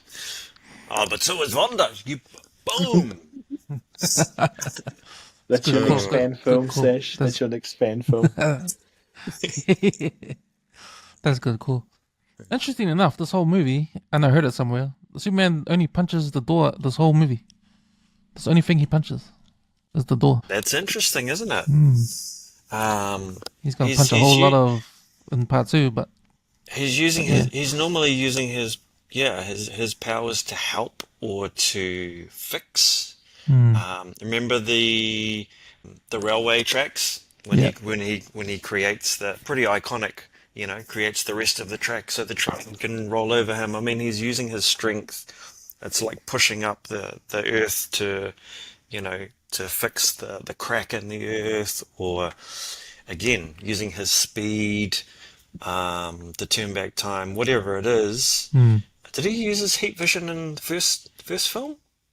No, I don't think he did. Oh, they might have saved it for 2. Yeah. But then he used it in a weird way, just on the branch on 2. Remember when? Yeah.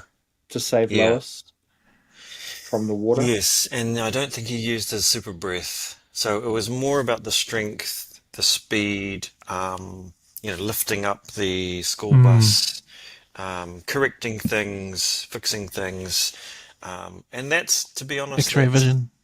X-ray vision with the panties, because she asked him. That's it, again, always get consent, kids, with your X-ray vision. And he checked out if she had lung cancer. True. Yeah.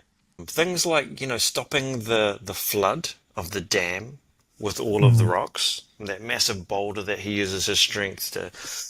See, as a kid, I think that's one of the things that I missed with those modern movies, is actually the creative ways that the writers would use his powers.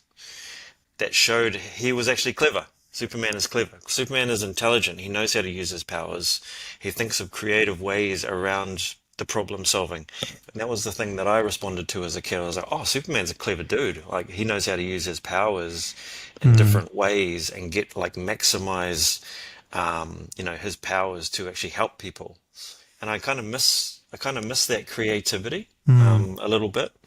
Instead of, it's just a lot of punching these days, and flying through buildings, and there is a lot of punching these days. And you're right, it's good that they didn't have punching, because probably in the 70s that's what all the action heroes did. They punched, and they used a gun and a punch, and they may have written that in to say he's so strong he doesn't need to punch.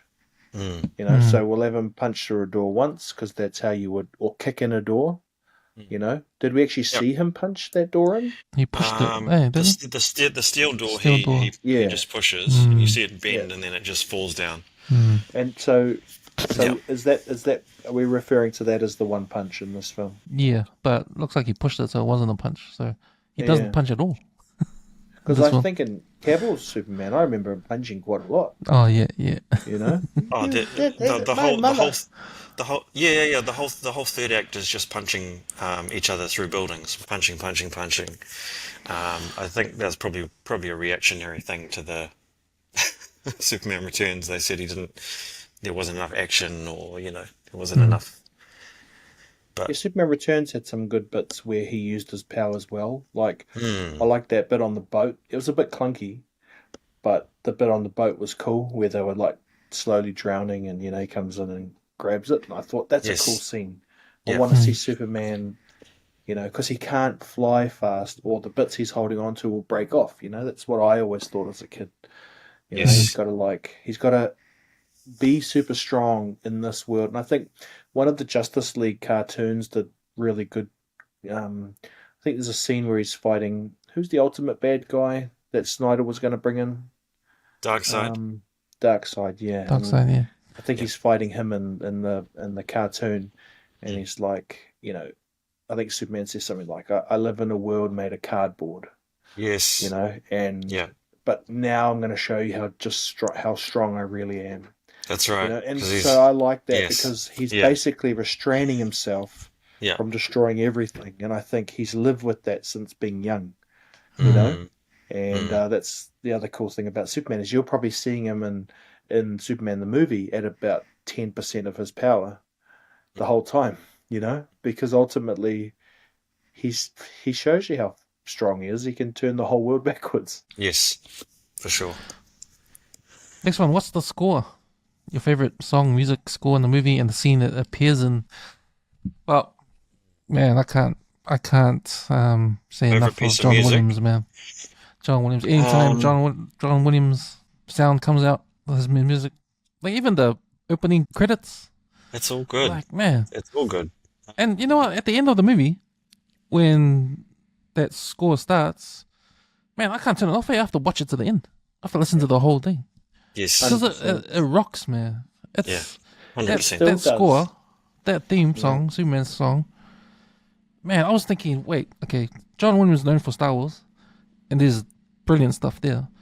Man, is this a case? Is Superman score a case for his all-time best over Star Wars even? Man, I was thinking that. Nearly has to be. For sure, Nearly has to be.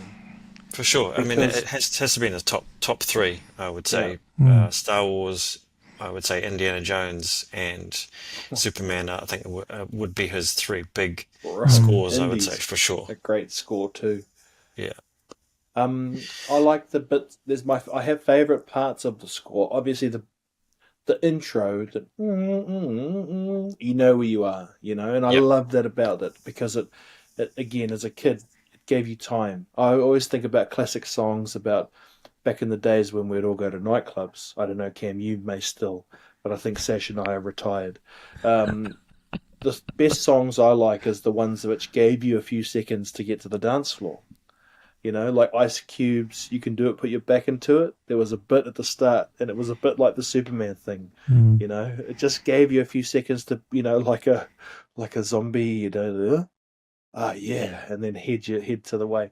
And so I always loved that about the score. But the bit I really liked when I listened to the score today is after you go through the first little bit where it introduces dun, dun, dun, Superman, and it goes through that, and then it goes into a nice little melody, dun, dun, dun, dun, and coming out of Yeah. that is this little run, and that little run makes me think about when he's saving the railway tracks, because they used that I think in the movie, that little second part, and it's a dun, dun, dun, I can't do it justice, but when you listen to it, there's a real actiony part, and I love the actiony part. Mm. And when you watch it on the if I don't know if you've ever watched them on the orchestra, you can go on YouTube. The dudes who are doing the big cymbals, they're going for it, and it's just a beautiful little montagey sequence, I think, that I can Yeah. conjure in my mind when I hear that. But no, it's a beautiful song, and if I don't know where I sit spiritually, but if I was going to sit somewhere, it's things like those types of beauty that you can sit there and it conjures up beautiful things. And I think probably if you look at Superman as a whole, it's based on some of these older stories, you know, Mm, for of sure. the kind of the best of everything, and it's bloody beautiful. Nice, nice. Um, I mean, it's all good for me. I've heard that soundtrack so many times. Sometimes I just, will actually just put on the soundtrack. I Mm, don't need the movie because the soundtrack is so powerful. It transports you into the movie anyway, in your mm, mind. There's some beautiful pieces. I guess I would single out there's a specific sort of Kryptonian tune. There's a theme when Clark, I guess, is in his kind of teen years, and he hears the crystal kind of calls him front in the ship. There's this tune. It's like it goes something like do do do do do do do. Like it's quite an eerie alien oh yeah, theme. yeah, I remember it. Yeah. Yeah, and it sort of grows and grows and grows. And when he finds he lifts up, the blanket and he sees this Mm, glowing green crystal and he like picks it up. It just kind of grows and grows, bigger and bigger, and it swells to like really like epic alien sci-fi kind of epicness. mm, And I think it's reprised when he creates the fortress. I think that's also a mm, beautiful kind of part of the score where again, it's just kind of ascends when he throws the crystal, and it's like, and it's like, and you can see it, spinning and spinning and spinning, and then it lands, and yeah, and that's just that whole kind of Kryptonian something. It's just John Williams just was so good at creating being very specific with his themes, mm. where you just wonder how the hell he did it, you know. Yeah, yeah, Um, you're right about being having that extraterrestrial vibe, that part, mm, and it was yeah, that part of the scene, and the yes, that music reflected that, eh? yes, because it was at Yeah, night. He's yeah, alone. It could almost be a horror at this point. Something's weird. Something's like not right. He goes into the barn, opens the door, and it's kind of mythic. mm, Because we know it's Superman, and we kind of know where he comes from, but he doesn't. So he's discovering all of this for himself. Yeah, but the creation of the fortress and all of that. Is pretty cool. And I noticed if you watch the Batman, I think it's Batman Lego movie, DC, they obviously, Warner Brothers has the rights. They actually reprise that little bit when they go to see when Batman goes to see Superman at the fortress, the Lego version. They use that little sting, that little theme. And I mean, yeah, I love it so much. And I heard, and I'm like, hey, I know that. I did the DiCaprio like. yeah, yeah. Pointing finger. And you, Yeah, you yeah. try to tell everyone around you, and no one, they're like, "What? That's right. Did you? Yeah, Did yeah. you? Did you?" Exactly. Yeah, yeah, yeah. Yeah, yeah. That's one of our categories that is coming up, by the way. Nice. Nice, Um, nice. yeah. So score up John Williams, every John Williams, but particularly that melody bit you talked about, Will. That was a nice bit Mm, for me. mm. Yeah. Next category, Netflix and chill. Should this movie be a TV series? I say obviously yes. It has been a TV series before. It Yeah. could still be. Well, yeah, we've had a few. Have more There Superman. was, I mean, yeah, I mean, I remember growing up with Lois and Clark. That was the origin story that became, you know, um, TV series. I can't remember the name of the actor who played Superman. That's unfortunate, but you know, R.I.P. No. But yeah, I remember growing up with that series and kind of loving that just because it was Superman. You got to see Superman every week. You're Mm, always waiting for him to see that costume again and to use a power or something. And Man. yeah. So it brings back. It's funny because I don't think of it like I thought of it then, but it played a real special part, Lois and Clark, because I was at boarding school and I remember it was on during the week, and my mum would record it for me on VHS. And so I'd just look forward to coming home from that, week of being away from your family and whatnot, and dealing with school like we all had to, and just chucking in that VHS. And if she had mucked it up or it didn't record, bro, I'd be so pissed off. She's like, I tried my best, dickhead, Yeah, and yeah, and it's funny, because that show, we love Superman so much that I don't remember anything specific from that show, but it was just cool to see Superman. And it wasn't a particularly good suit, and he wasn't a particularly good character. I think I remember more fondly Terry Hatcher being like a yes, really good Lois, yeah, Mm. but Dean Cain was okay.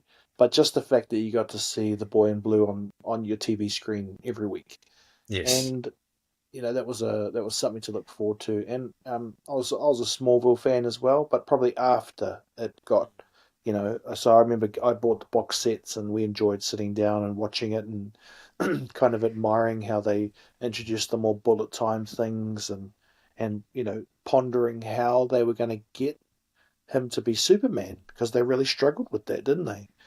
And in the end, they Mm. didn't really do a good job, I thought, of that transition, because there was always that thing where they didn't want to have him in the suit, and that was a bit of a shame how that all ended, I thought, because um, yeah, it's like, it was a really good show, but then it got too convoluted, and yes. the blur, and what is all this Mm. stuff going on? So yeah, but It again, probably went on too Superman, long yeah, because they did 10 seasons. what was it, 10 seasons? 10 seasons. Yeah, Wow. They really milked it. Like they got him to Metropolis. He was with Lois, and he still wasn't. They were still kind of, just kind of avoiding the whole issue. oh, he And I was think it working just for kind the of, Daily Planet by then, yes, and yeah, had yeah, yeah, glasses and everything. yeah, yeah. And But they for still what? didn't want to Because go he there. wasn't Superman. Yeah.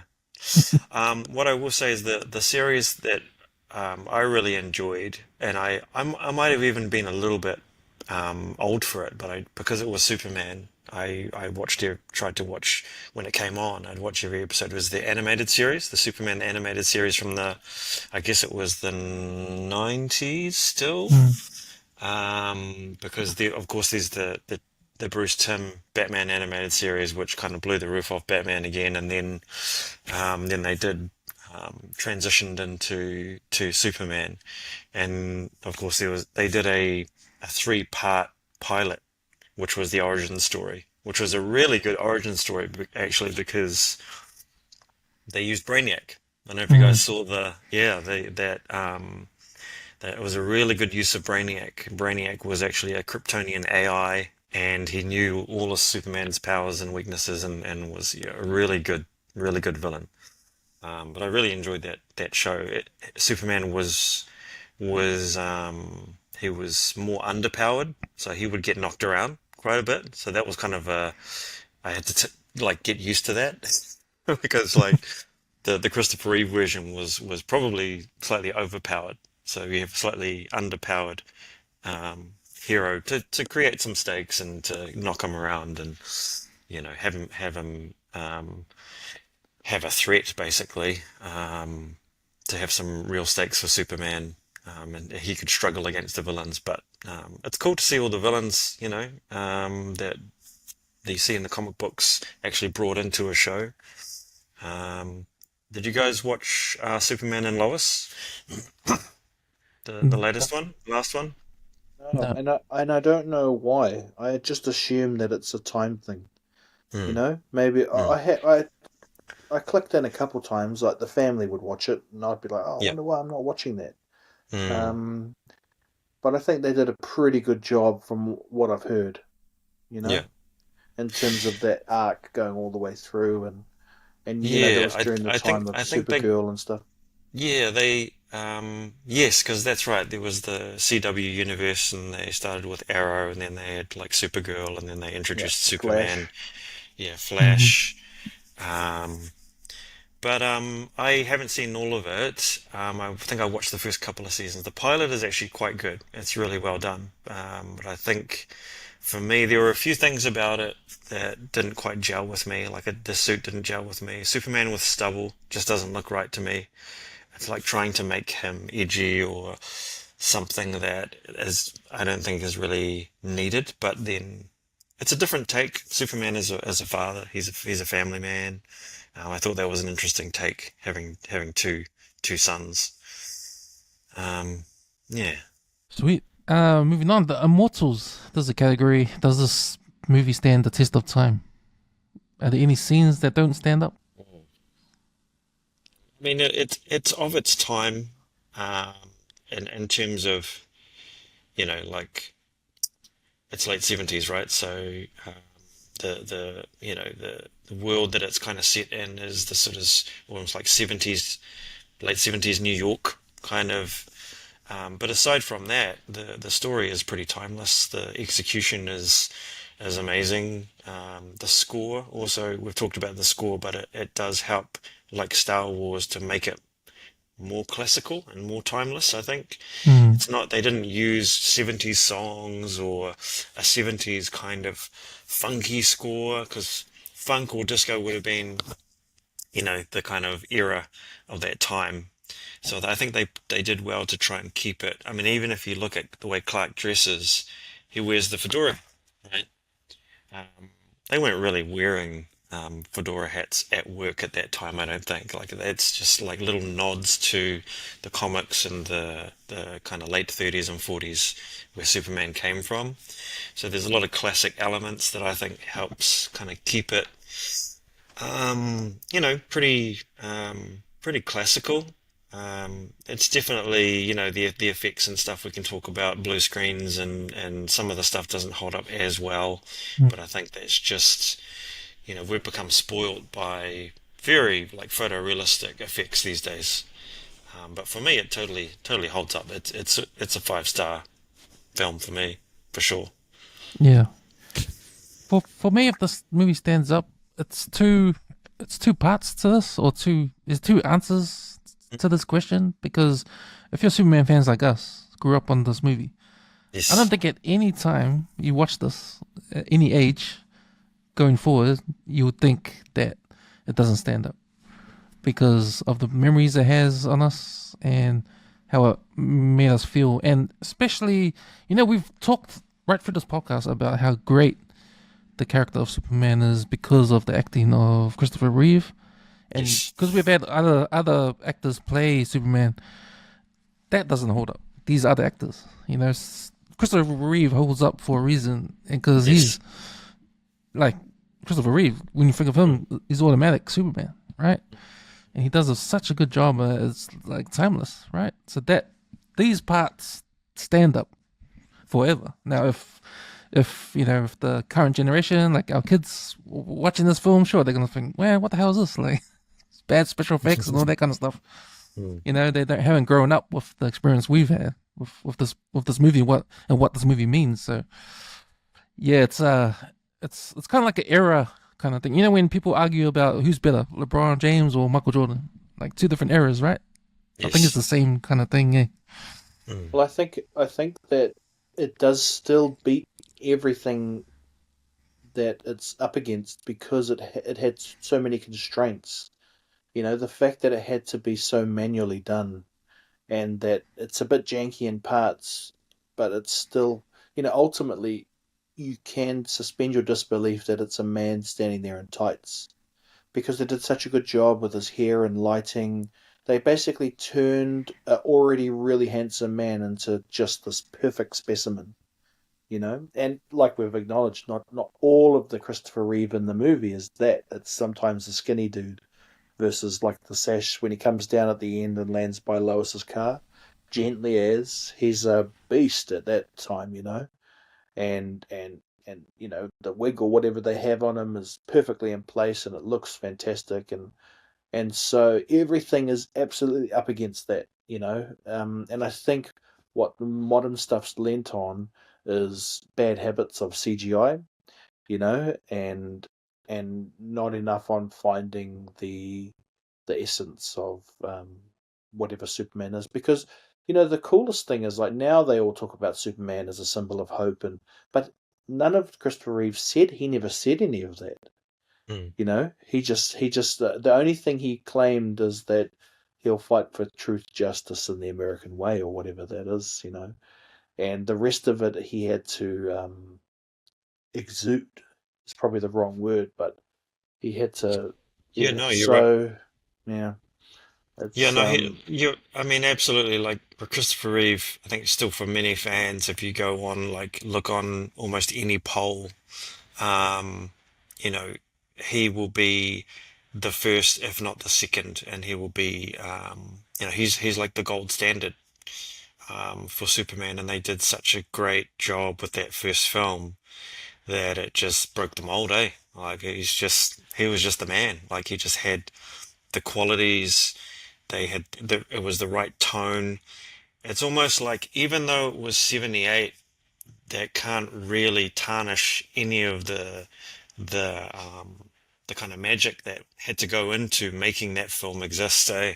Like it's just he was just um yeah, it's you just can't kind of I don't know, you can't kind of tear it down really. It's like Star Wars. Yeah, there's still some dodgy kind of shots even after, George Lucas did his special editions.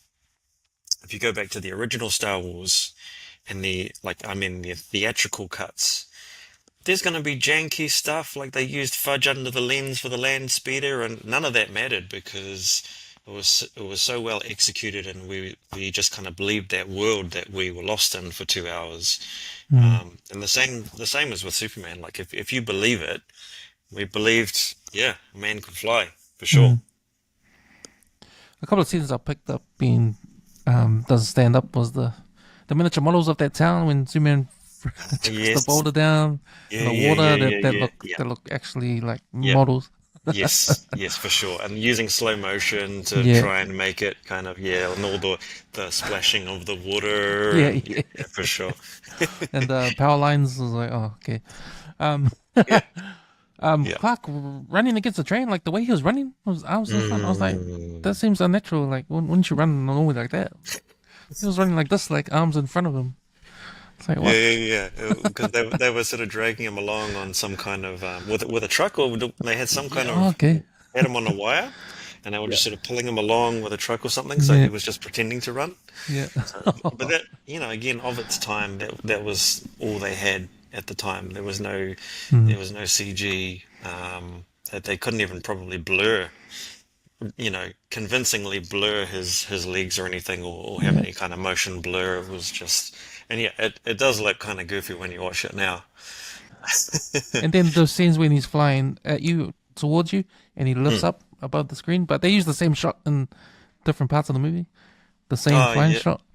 Yeah. You can always tell because it's not blue. His suit is sort of tinged into green, sort of. Yes, yes. And I was reading, is that because of the blue screen they were using, the reflection of the blue screen on the suit? Yes. Like, yeah. I think they figured a way around it eventually, but it's just such a. I mean that film, 78 won a special Oscar for its effects of the time, because it was just it was like Star Wars. The technology didn't exist until they created it, and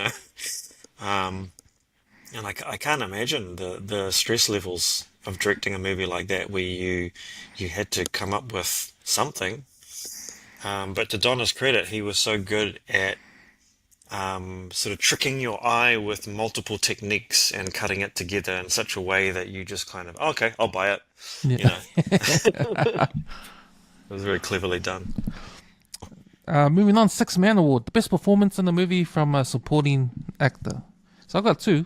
I had Gene Hackman as Lex. I thought his performance was awesome, and sort of epitomizes Lex Luthor as the actor that played Lex Luthor. I still think he's like the best one to play him. The other one we had a short part was Glenn Ford. He played Jonathan Kent. Because that scene when he's talking to Clark, giving him advice, saying you're here for a reason. That whole speech when he's walking up the driveway. And then he has a heart attack and falls down. But even the heart attack scene when he acts like he's having a real heart attack, like touches his wrist. And he goes, oh, no, not now. And he falls. Man, that was brilliant. I thought that was brilliant.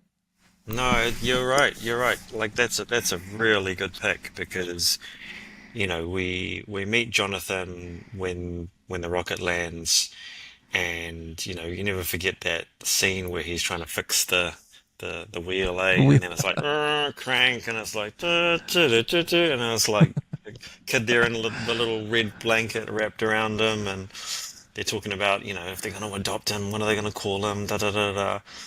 But yes, Glenn Ford, yeah, legend, because he has to be the fatherly, guardian, mm, and be kind of wise and offer that advice.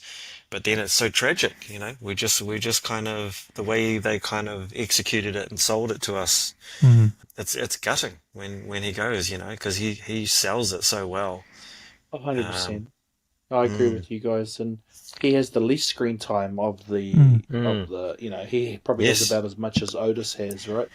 Mm, And Otis should get his own props for being kind of some of the only comic relief, mm, in the whole thing. But now that I think about it, I really kind of agree with you both because you know he also you have to believe that Clark has a good self esteem. And you can imagine when he says lines like, but you are here for a reason. That you can imagine Clark being told that his whole life. I told you to stop showing off, boy. It's like, yeah, but Dad, yeah, if they knew what I could do, I could score a touchdown every single time. Yeah, you're right. It's a beautifully played, and you know, I thought the casting originally they were a bit too old. And they've kind of that's one of the things I think I like about Gunn's version. It's a bit younger, not too much, but like they look like grandparents, eh? You mm, know, but maybe that's just how folks looked from Kansas back in the 70s. farmers. Yeah, but no, and that's the thing. Like we don't talk about Superman often enough, but he could have landed anywhere. And we've seen what happens if he lands in other places. Who made the kind of that film where it showed the bad Superman oh, version? They didn't call it yeah, Superman, but it was a kid from Brightburn, space, Brightburn or Ah, something like that. Brightburn. Yeah. yeah, Yeah, or they've Yep. done other versions of Clark landing and being captured by the government, and they're doing tests on him the whole time. And the fact that these kind of beautiful people found him and couldn't have a kid, and so it all kind of lined up. Yeah, it's a worthy hero of itself in the movie. contrast that to Zack Snyder's, and you have Kevin Costner getting wasted by that tornado. It's Bro, like, I hated that. I what? hated that, but What? yeah, that was not a good bit. Oh Like man. I'm actually a Cavill fan, and I like Zack Oh. Snyder too, but that was dumb. You because even in the first one they said all these powers and they couldn't even save him, Yeah. and Mm. like Yeah. literally they did that but wrong in the reboot. It's All you almost needed like to they kind of do, wanted to twist it. Yeah. Mm. yeah, That's but it wasn't good. Like no. that, your dad didn't have to die. Actually, no one there had to die because you're strong enough. You could do something to the tornado. You Yeah. Yeah. could, or at least get in there and move everyone around. So I no, think that I sucked. yeah it doesn't work, and a lot of things in Man of Steel don't work for me, like the way they set up the killing of Zod and all of that. That's a whole other podcast. Why Superman doesn't kill, but in that particular scene, I agree. Like it's just unnecessary. Like when you think about the amount of trauma that would do to your son to actually kind of self-sacrifice yourself, knowing that he could save you, like, and not thinking about the damage that would do to your family, it just kind of comes off as selfish. Do you know what I mean? Like, it's just like you kind of know a lot of those Snyder films, you kind of know what they kind of are going for, but the execution doesn't sell it. Mm. So yeah, not a big fan of Costner, Kent. Brr, brr. It's funny, because that's why he's not a good Superman because he didn't have a good dad. Well, Yeah, that's right. exactly. I mean, fans argue about this all the time. The ones that argue against, the Snyder bots. You have to have a fundamental understanding of why Superman exists, who that guy is. He has to have a good heart. Why does he have a good heart? Because he was raised by people with a good heart. Like, they have to go together. It has to all kind of connect, and you have to follow the logic. If you start kind of messing with the formula, it just doesn't really work, and it feels off. Nice, boys. On the other side of that category, there's the weakest link acting performance in the movie. Anyone? Ah, but so is Wanda. Yes. I don't, I don't know. What do we think of? We haven't talked much about Brando. What do we think of Brando? Because the legend surrounding him of him not learning his lines and having his lines, all around him so that he could kind of turn and casually kind of read his lines, and there's all this kind of legend surrounding him. He definitely can take heat on being, a lazy prick, but man, when you watch it, Yeah. he's gangster. Yeah. Yeah. Yeah. And you can't fault. Of course, they had to probably cut the hell out of it, to make it all work. But it is a beautiful scene where he's putting baby Kal-El in the thing and talking, and I do really like that. And then the other bit where he's helping Kal-El turn into Superman on Earth, and he's going through all those training modules, and that's where we hear the first score, right? I don't know exactly the line. Sash, you might know it or can, but he's like, what is his line before his face turns into a crystal? Because the dialogue overlaps each other. That time. Yeah, that's right. Yes. And then it goes to that last scene where he turns back into Brando's cutout face. It's something like, they've used it in other bits too, but like, they can be a great people, Kal-El, they wish to be. Yes. They only lack the light to show the way. That's it. That's perfect. For this reason above all, I have sent them you. And then it turns into him again, my only son. Yes. And that's when it turns into the mask, turns around, and you hear the score for the first time, Yes. And that is that's a beautiful moment, eh? Yes. And then we're revealed to see the Superman, standing there, and it's like, whoa! And that still holds up today, if you watch it. So yeah, I think you can't really forget all of what he does behind the scenes, man. When it was time to hit record, and people talk about Brando like that, right? He knew where the light was and where to stand, and kind of how to fake his way, But it's hilarious hearing, did you see the interview with Brando when he talks about like, if they pay you $25,000 a day, you show a little bit of teeth. If it's 50, it's a little bit, and for $1 million, it's the whole thing. Yeah. Yeah, I feel like it was kind of a game. I know there was a lot of kind of coercing and stuff to try and get Brando in there. I can't really think of a performance that just sort of it'll probably be in little scenes where there's another random actor or a thief or a bad guy or something. I can't think of any of the main roles. I think the film was cast generally really well for the tone. They were going for a comic book, but it was they were going for a classic kind of comic book vibe, a fun, entertaining family film. And I think they kind of nailed, Richard Donner's, he's always been, I think, good at casting films. Yeah. If you look at his filmography, I mean, can't really, there's no sort of bad eggs or off performances, or particularly by the leads.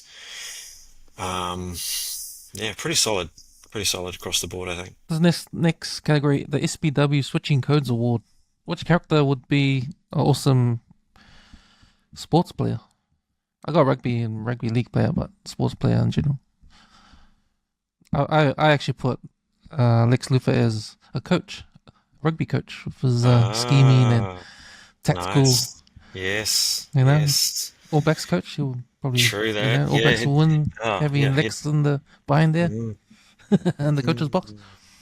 Also, I think Otis would make a pretty good mascot. But Yeah, yeah. yeah. You have the movements all locked down there. What's the scene where he's eating the toffee apple? Hey, he just did everything quite good. With the Luthor. A movie trades. Would you swap any actor out of this movie with another actor to make this movie better? Ooh, it's a tough one. So we could take anyone from anywhere. I'd like to see Amy Adams have a go at playing the Lois and Christopher Reeves one. I always had I liked Lois, but you know, Lois is different to the Lois that you saw in the auditions. I think Margot Kidder clearly had substance abuse challenges, and you saw that coming through. So we watched the Margot Kidder just before the wheels came off. Or the wheels had already come off, but they were still able to doll them up, And I think that was the beef that Reeve had with her too. It was like he seemed to be quite straightforward and, so he wanted to work. And, I don't think those two got on. And so they talk about the chemistry between them, but I think they're really referencing that one scene, that nice romantic scene where they both did enough in that scene, right? But I'd like to see someone like Amy Adams have a crack at Lois. You can't recast Superman, However, we're pre the new one, so we might all have some other thoughts in the next couple of weeks.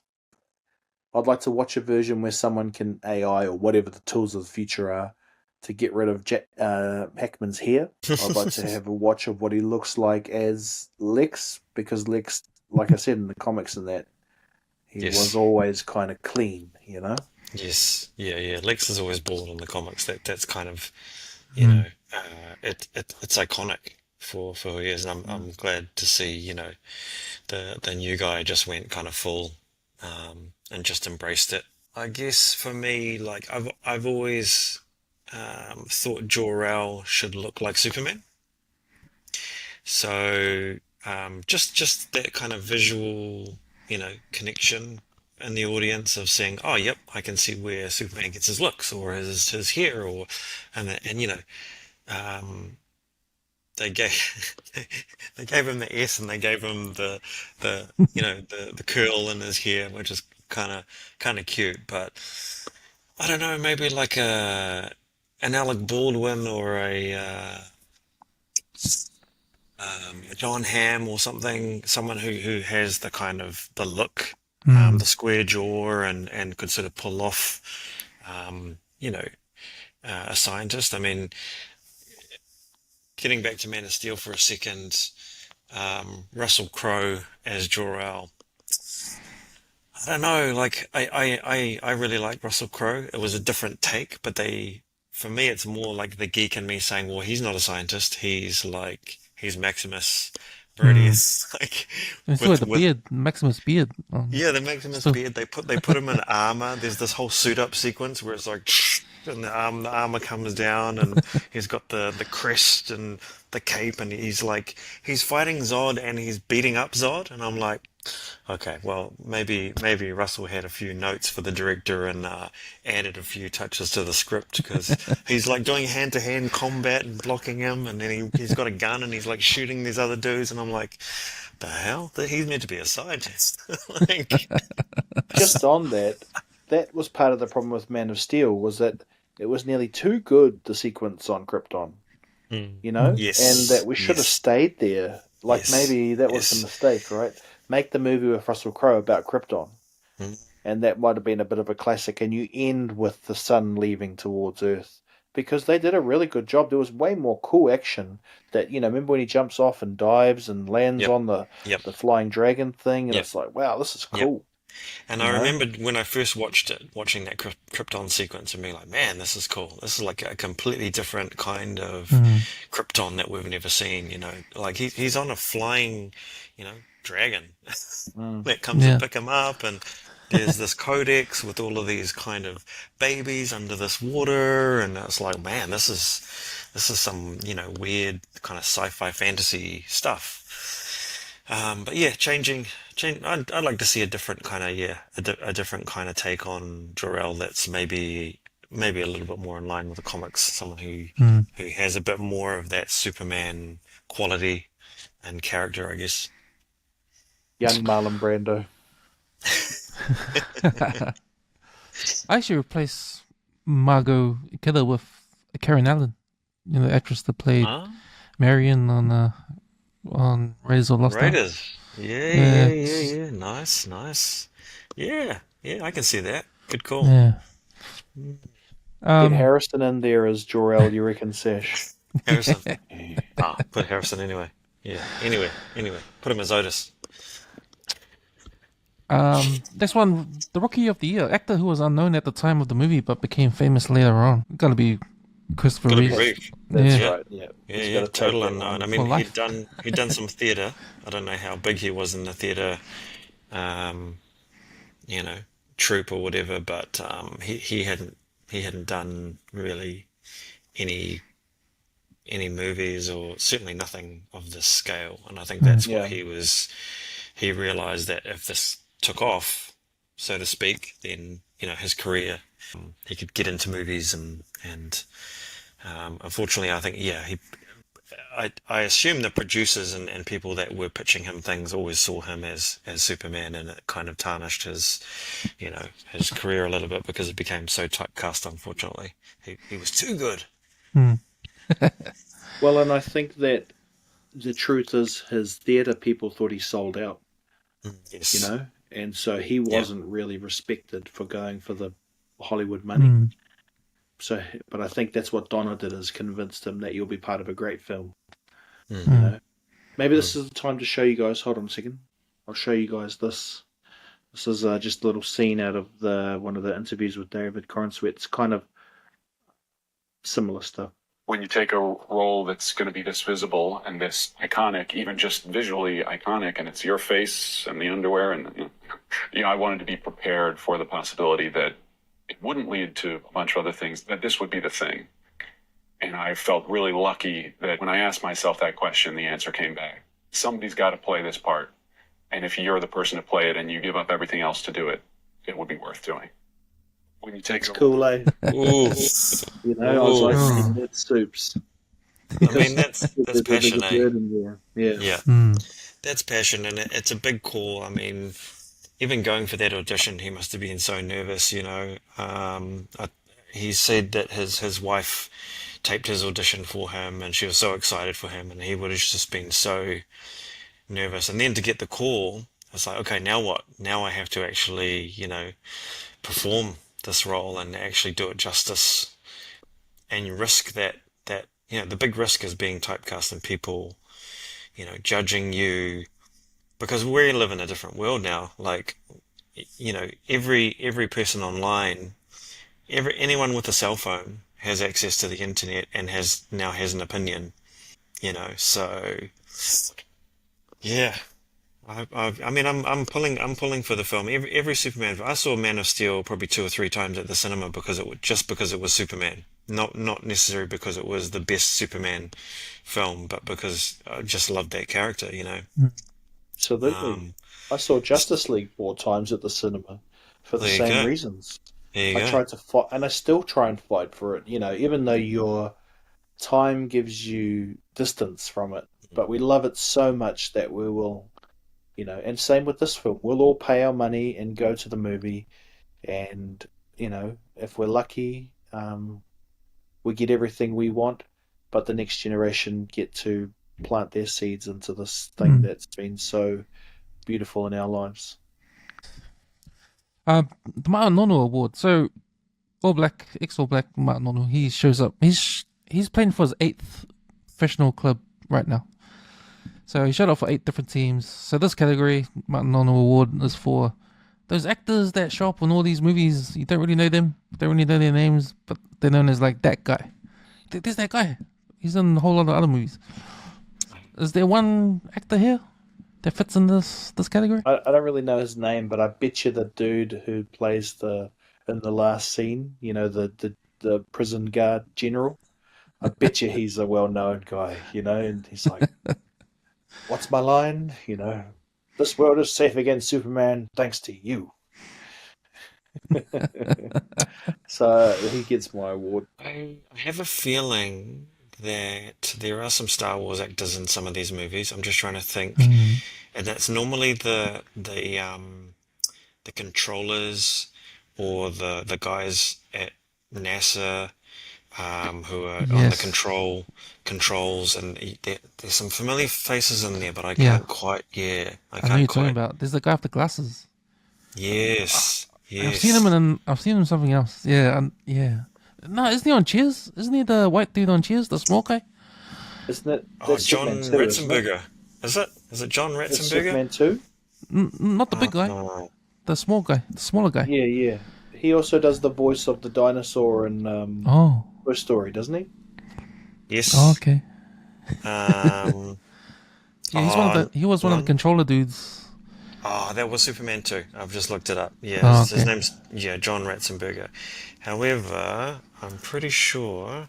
It was when they were trying to figure out why the missiles were going the wrong way, Oh, so maybe they shot that for Superman 1 and Superman 2. and he was the guy in the middle, and he wore glasses. And Yeah. I've seen him somewhere before, and yeah, I just remember now. He's from Cheers. Yeah, no, he is from Cheers. Yeah. Yeah. He's the postman from Cheers. That's right. Yeah, that's Is he a yeah. postman or Yes, something? yes, yep, yeah. Phil. Phil, is it? Phil. No, I'm thinking of a guy. I'm pretty sure he plays Uncle Owen in Star Wars, and I'm pretty sure. Oh, Oh, here we go, here we go. Bit of trivia. Phil Brown, state senator? State senator. Oh, this is a bit of a deep dive. Phil Brown, fandom.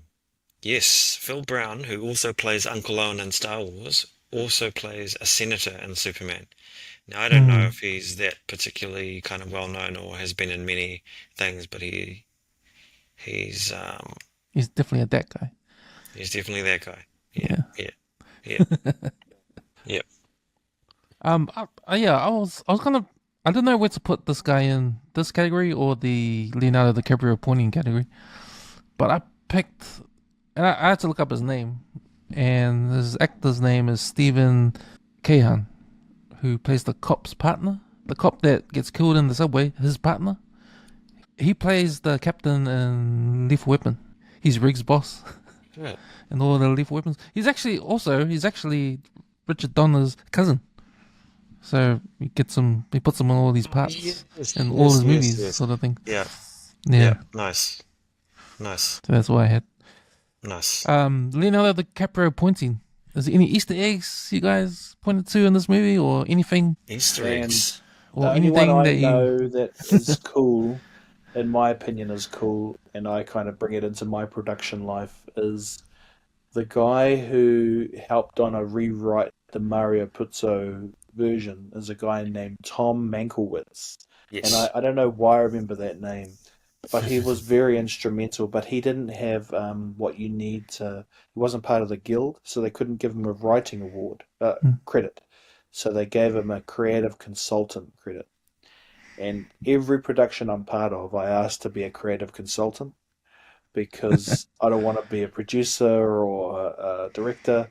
I want to be a Hmm. creative consultant. They're like, yeah, but that's not a very good credit. And I'm like, yeah, but the guy who made Superman or helped write the one we love, he gave himself. And so I that's my little Easter egg is I like that. And I guess the other Easter egg that Sash already talked about is the word verisimilitude. It's very specific to those who follow the Superman lore, that word, because it means that it really takes a truth in what it's doing. And I think that's so interesting.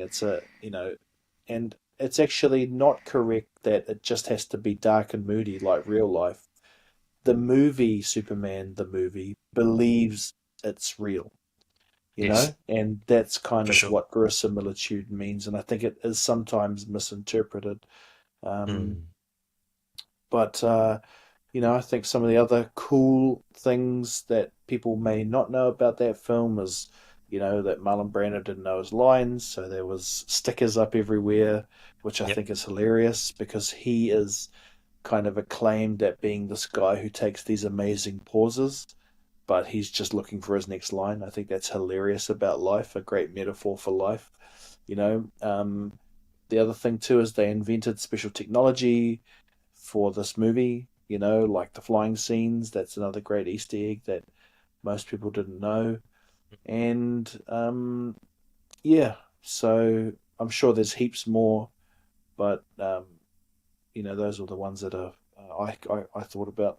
Maybe you, Sash. Gosh, one of the things that I've learned recently is that there was actually something.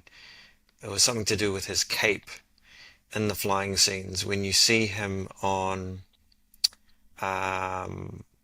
when he's flying towards the screen, and there's a blue screen behind him or whatever, to simulate the wind, there was actually I believe it was like a battery operated thing they had under his cape to actually kind of make it flutter. And I was like, man, to even just come up with the technology or come up with that idea, because they must have done all these tests, right? Yeah, they must have done tests to, and they did do tests, but to come up with that idea of, well, we can't just put a fan there because of these reasons. So, for these particular shots, we need some kind of, movement of the cape. So we'll just put something under the cape to make it move. And I'm just like, man, that's crazy. There will be 1,000 of those little technical things that they would have had to come up with this film to actually make it all work. Yeah, crazy. I can't think of any others. I think we've covered probably a lot of the big ones. And Sash, just on a little personal Easter egg, why was the crystal that built the fortress that Jor-El sent with Kal-El on his ship green? It always confused me because green for me was associated with kryptonite. Tonight. Yeah. So, did you guys ever read into that? Or was it just my weird mind when I was a kid? When I got into comics, I probably didn't know at the time, but once I got into comics and I realized that, I mean, yeah, kryptonite is revealed in the film, but then once you know the lore and you know that kryptonite is green, it is an interesting choice. Why wasn't it blue or red or yellow? Why wasn't it, all three of those colors? Or why did they go for green? Yeah. I remember, I can't remember exactly when, but I remember as a kid thinking about that as well, being like, oh, wouldn't people think it's kryptonite, or were we meant to think it was kryptonite, or what? How is? Yeah. I don't actually know why. Yeah. Who chose green? Because the thing that confused me about that whole scene in the Fortress of Solitude was the time difference. When we see the ice skull of Jor-El, and then next minute he's full-grown Superman. Is there a time jump, or did he stay there for another 12 years or something? That's what I think. He stayed there and learned. Yeah. Yes, I think he has, he's meant to have stayed there for a certain amount of years. I don't know. It's probably canon somewhere. We could probably ask AI at this point. Here you go. How long did Superman stay in the fortress? It's going to say, Sash, I told you the answer to this last week. 12 years. 12 years. There you go. Wow. 12 years, according to our AI friends on Earth. Superman spent 12 years training with Jor-El in the Fortress of Solitude. At the age of 18. There you go. There you go. Oof. It's a very lonely time. When it comes to Leonardo DiCaprio pointing, and we all know the meme, the time in the movie where I did my pointing was when Superman walks past the phone booth. He looks at it, then walks away. That was a nod to how Superman changes in the phone booths there. So I guess there's no more phone booths anymore in New York City or in Metropolis anymore. So all the phone booths look like that. You can't really hop in and get changed. Nice. There is a director cameo in there as well. You guys know that Donna's in the film. Oh, is he? Oh, Yep. Yeah. Do you know if that's in the I think theatrical that's or in the a different extended? scene. Yes, Well, it's in the I think extended, when I he's think. when Clark comes out of the swirling doors at the Daily Planet, he gets stuck, and in the Mm, reflection is our mate right, Donna. Oh, But right. there could be another one there too. There's definitely a scene. I think it is in the special edition. It's an Mm. extended cut, but mm. there's Clark is looking at a series of TV screens in a shop or something, and looking at I think footage of Superman or something, and you hear this. That'll be the day, huh? And Clark goes, "Excuse me." He's like, "Seeing a man fly or something. That'll be the Mm. day." Yeah, Mm. yeah. But I think that's in an extended cut. Nice little That's a cameo. Donna cameo. Yeah, yeah. Yeah, yeah. I guess just on that Cam, like the bit that resonates for me is still the bit where he breaks that fourth wall and looks directly at us at the end. Yes, You Yeah. know, for sure. and it's the ultimate nod that they have never done again. Even they screwed it up so bad in that Superman Returns, because it was all awkward and It was CG, wasn't it? I think so, bro. And it just Mm. yeah, and so it was It's pretty more. It gross. was more creepy. It was more. You have to really nail the Yeah, tone. Again, you need the warmth and the earnestness of the actor to really just kind of go for it, and be that friend and be that kind of warm. You need Mm. that charming smile. You need that, $1 million Christopher Reeve smile. I'm Otherwise, calling it now that they'll try and recreate it in the new one. But as he's going to mm, swoop around to laugh at us, Crypto's going to come and I'm guessing the same thing. I'm puffing guessing him, Crypto's gonna be in there somewhere as well. and Crypto's going to do a bark to camera or something and then fly off. You know what You Nice. know? they could do if they want to be really, because the next film that's coming out is the Supergirl film. So if Supergirl makes a cameo in his shot, Mm. that would be a pretty big deal. And you've got Yeah. your super family there above Earth. That could be interesting. It would even be better if they just end the film, like if you imagine they end the film and Superman, the film is ending when he flies off from putting Lex in jail, and then start the credits rolling, and then the cut scene is him coming up, flying, turning to camera, and then Nice. that's how I they can could see do that. it. Apparently there is one kind of mid-credits scene. I think there's only Yeah. one. I don't think there's an after credits, but there is a mid-credits. So I can definitely see a little kind of Nod. a preview.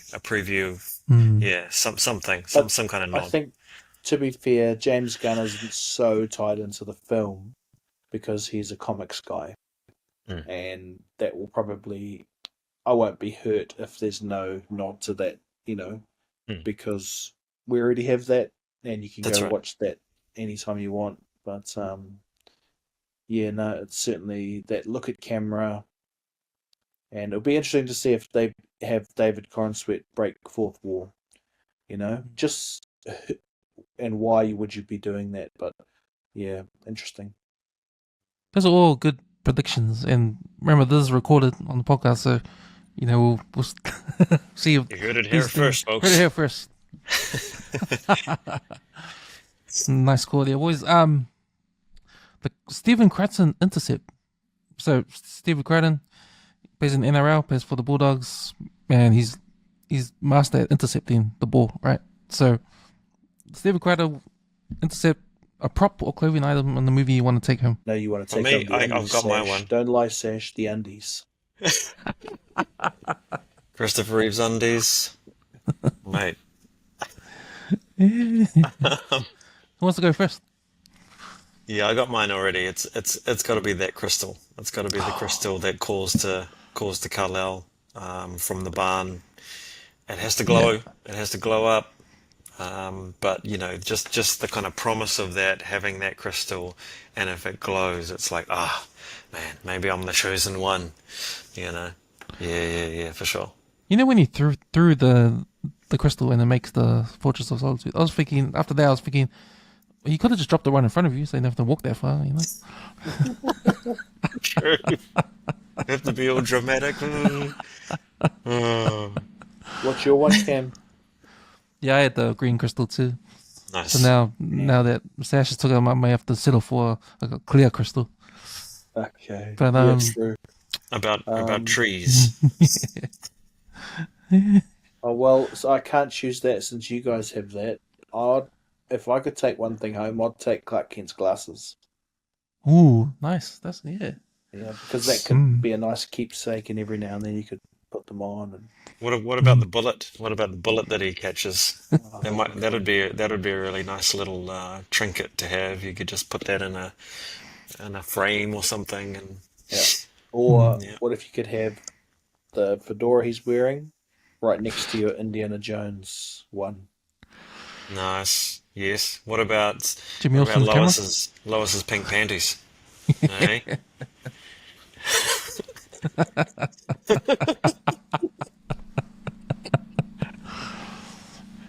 I'd love to have that little glass thing of Casadel Lex, whatever it was. Ooh, I've got a nugget. It just came to me. Fun fact: the chest that the kryptonite comes out of is also the chest that Obi-Wan opens that has Luke's lightsaber. Same thing. Oh wow, Yeah, yeah. I just recently learned that one probably this year. wow. That'd be a good chest to have. You could have a keepsake, Mm. and if you could have that kryptonite chain in it, because that'd be a really cool thing. The chain. Oh, with the on kryptonite it. chain. Yeah. Yep. Nice. Just wear that around.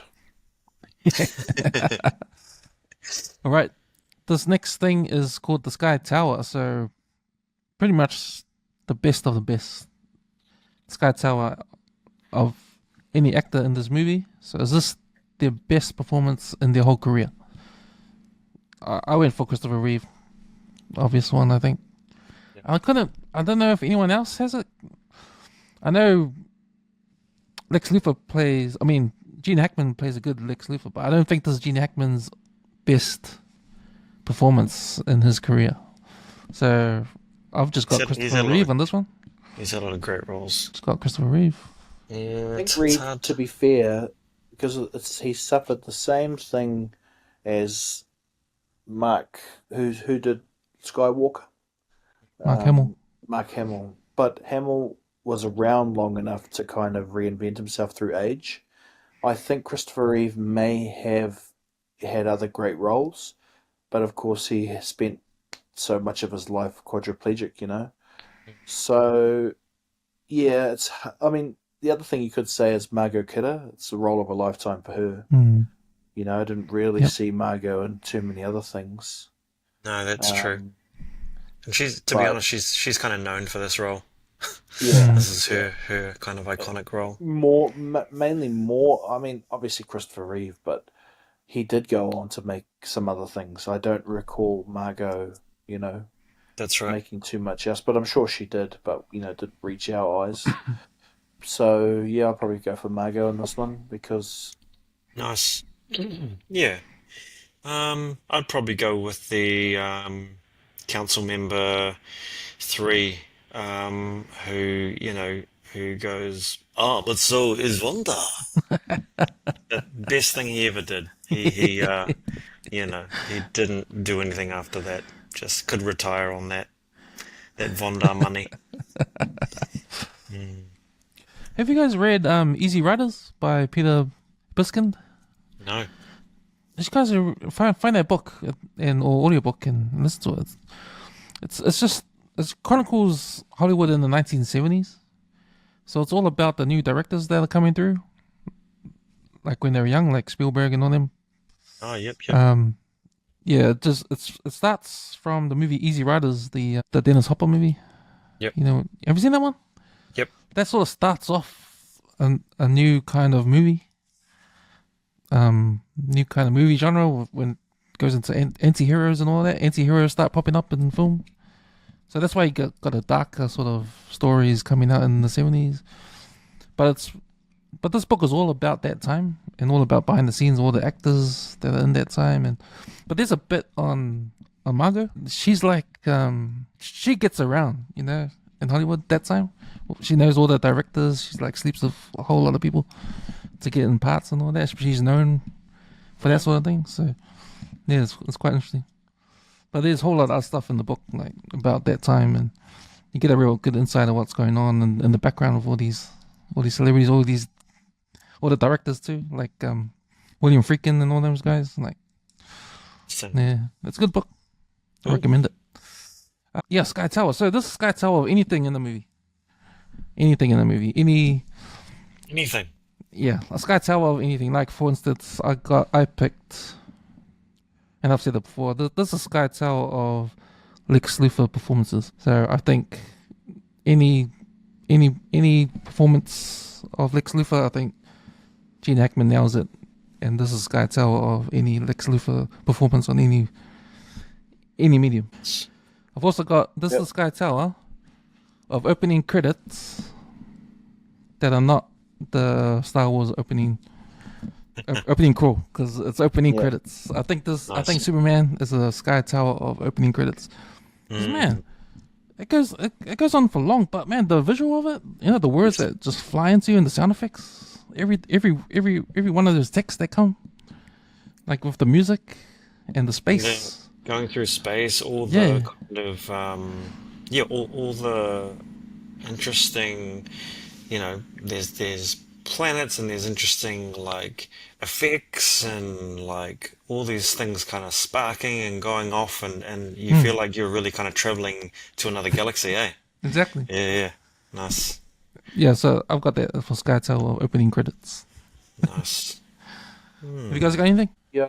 Well, my one would be I'm torn because there's obviously I think the Sky Tower for flying sequences because they could Yes. not obey the laws of physics like they have to in these films and the new ones.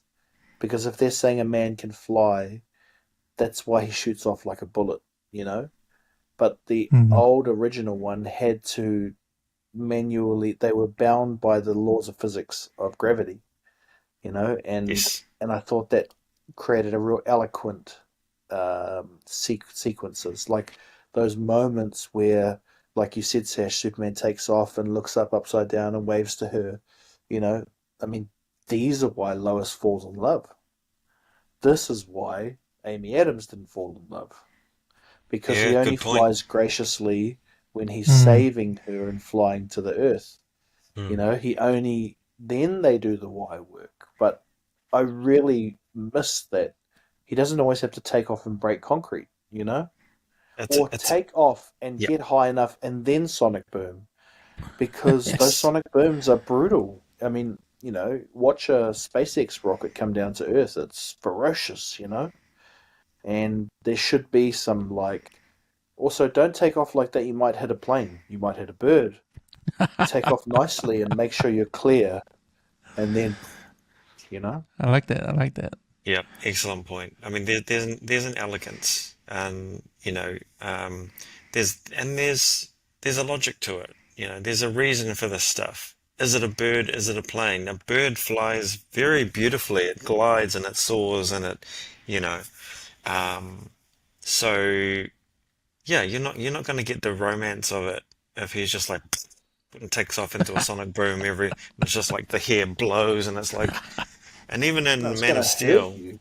Because I've seen it, he tells her you might want to, stand a little bit further away, and then he goes a little bit further than that, and I'm like, bro, what are you gonna just make a crater in the earth? Like what? All you have to do is just lift off gently, but he has to really, show how big his That's Superman is. You know what I mean? absolutely. That's why she doesn't love him. Can I give you a kiss? You should He's too aggressive, stand a bit further in back this than creepy that. dark, is the creepy dark onesie wetsuit with no undies. I mean, it's just a weird dude. He's just blasting around all the The place. record It's like, should show, Sash, that you and I were doing a podcast about the upcoming Man of Steel film, and we were champions, We were champions of the movement and Snyder, and yes, we wished it the best, and we for sure. were kind of excited too. We were. I remember us podcasting about it before. I think Cavill was cast, Yes. you know. And so this is Did you going tell back to Cam the about day. our pod and the name of it? No, because we don't want to be cancelled. And Well, no, we what was it? will, What was it? we will. It was called Kneel Before Pod. Oh yeah, Hey, nice. shout out to the OG pod. So if we're going to bring it back, Cam, maybe you'll be our third co-host, and we can do Yes. Bring it back. a Let's weekly do it. catch up about all things Bring it back after nerdgasm. 12 years at the Fortress. Let's do it. We're fully trained now. Are you also really poor? Yep. Oh well, our training didn't work. The Sky Tower.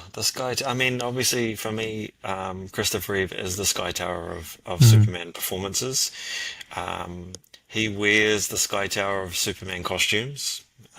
We've talked about how elegant and just simple and beautiful it is. It's not over designed, doesn't have any lines or padding or extra anything. It seems like they really looked at the comics and were like, okay, we can make this. Let's just make this. You know, let's make it those colors, spandex, boots, cape, easy. Another beef that I have, it's a very nerdy beef, but the Cavill cape drags across the ground. It's like a Batman cape, Mm. and I think it's the only cape to do that. But like when you look at Christopher Reeves, it's probably the shortest cape. It's like goes up to the sort of the top of the boots. But yeah, the Cavill cape, you know, he's dragging it around like he's Batman. I'm like, bro, come on, just trim that, just trim it a little bit on the bottom there. So yeah, the performance, the costume, the flying scenes, I would totally support. Yeah, and hard agree on the flying scenes. Like, if those flying scenes didn't work, you wouldn't have a movie. Christopher Reeve didn't work, you wouldn't have a movie.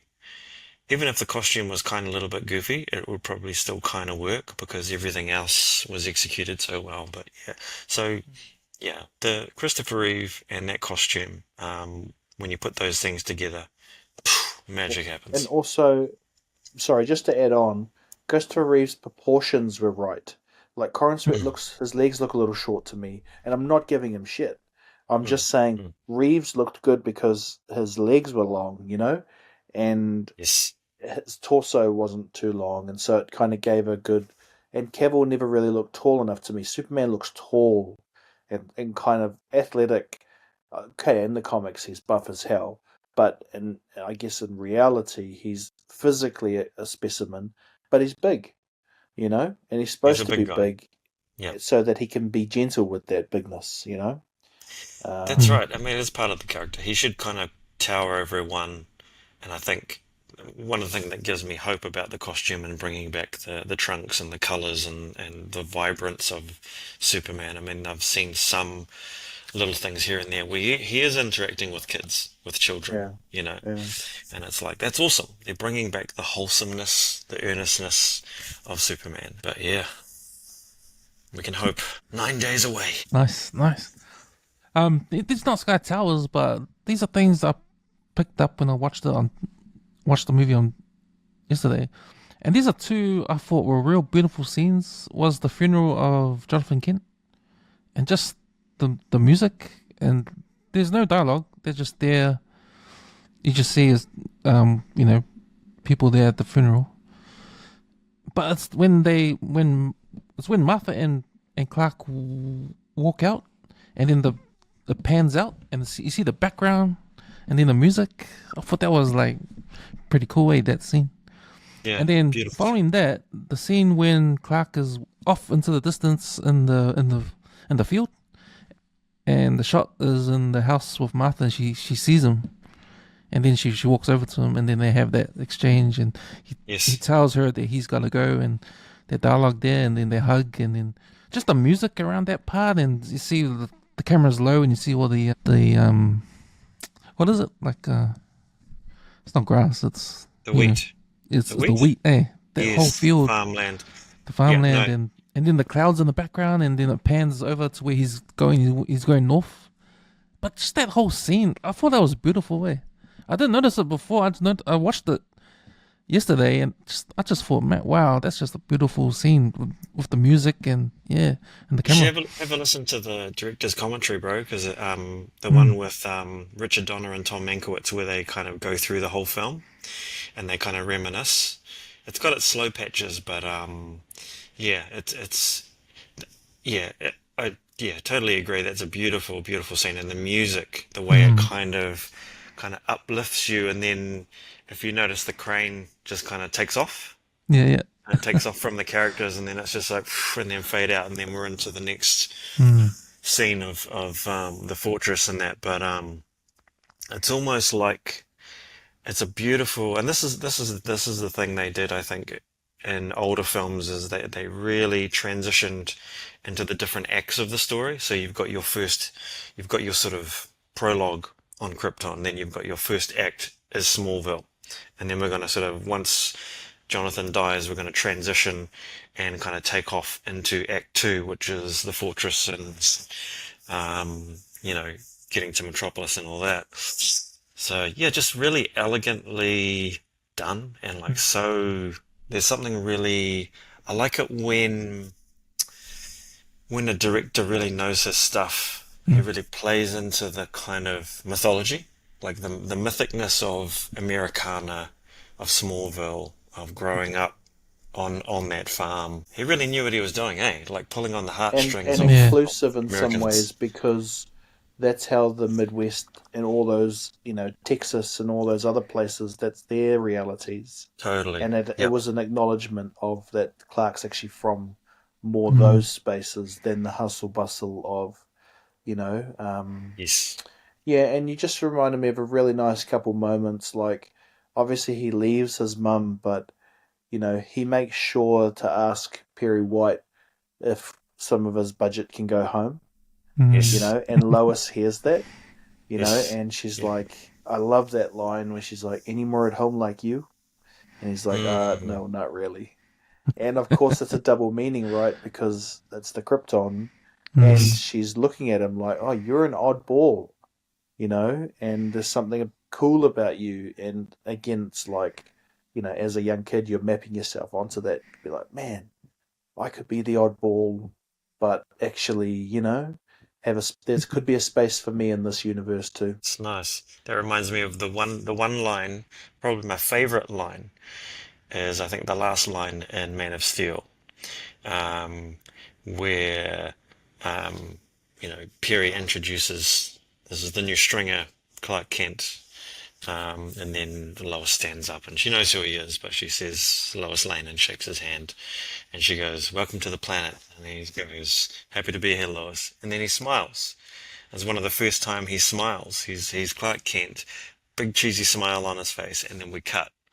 And I'm like, yes, and it kind of gets you ready for, the uplifting Man of Steel 2, the beautiful, the warmer, brighter cut. Oh, wait, no, BVS. Oh, never mind. Well, it could have gone different, right? Because I don't think BVS was supposed to be jumped in there. No, It it was wasn't. supposed to be Man of Steel 2, and it was going to. So if sure. we had got Man of Steel 2, it may have changed the whole game, right? Because Oh, totally. I guess one of the things we've talked about this over the years, Sash, is that he now knows the ultimate sacrifice of killing, and he learned that in Superman Year One, and he knows that he never wants to do that again, and that could have been a nice thing, but you need a payoff for that. You need him to be in that moment, Superman 2 or Man of Steel 2, and to not do that same thing because he knows he can, and so there were some potentials, and I think we were all waiting for, great, now he doesn't have to learn how to fly, and there was also this thing that I didn't like. It's like those who follow Superman have already seen the origin story. You don't have to go back and remake it. It was done. You could just jump into hopefully what Corin Sweat's one is, which is Superman's been around for a couple of years.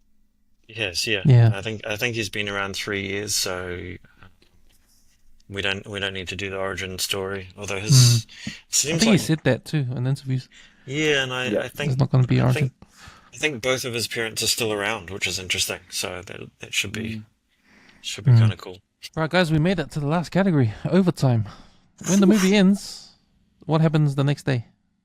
Do you guys reckon? Well, Lex breaks out. Let's be, he's got a plan. Straight into part 2 the next day? Probably, yeah.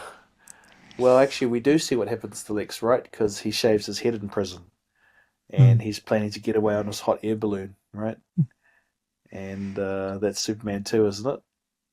Where remember they climb up the ladder, and then Otis climbs up, and he starts bringing the whole thing down.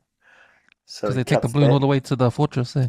That's And right. I think in the Donner cut, they actually pretty much do go to the next day where they're looking at the paper, because I remember Perry looking and Lex jailed or whatever, and because he goes, Luthor, you never looked better.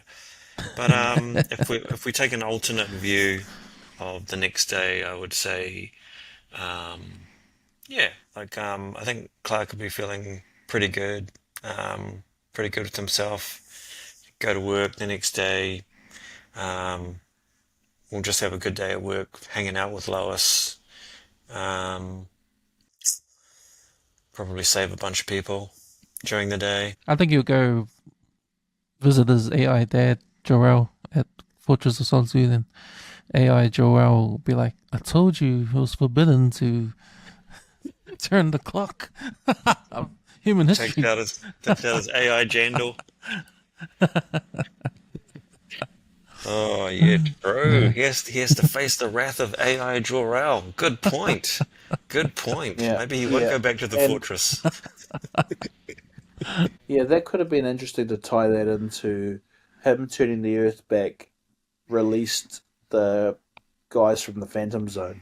Maybe the Phantom Zone only works in a chronological time system.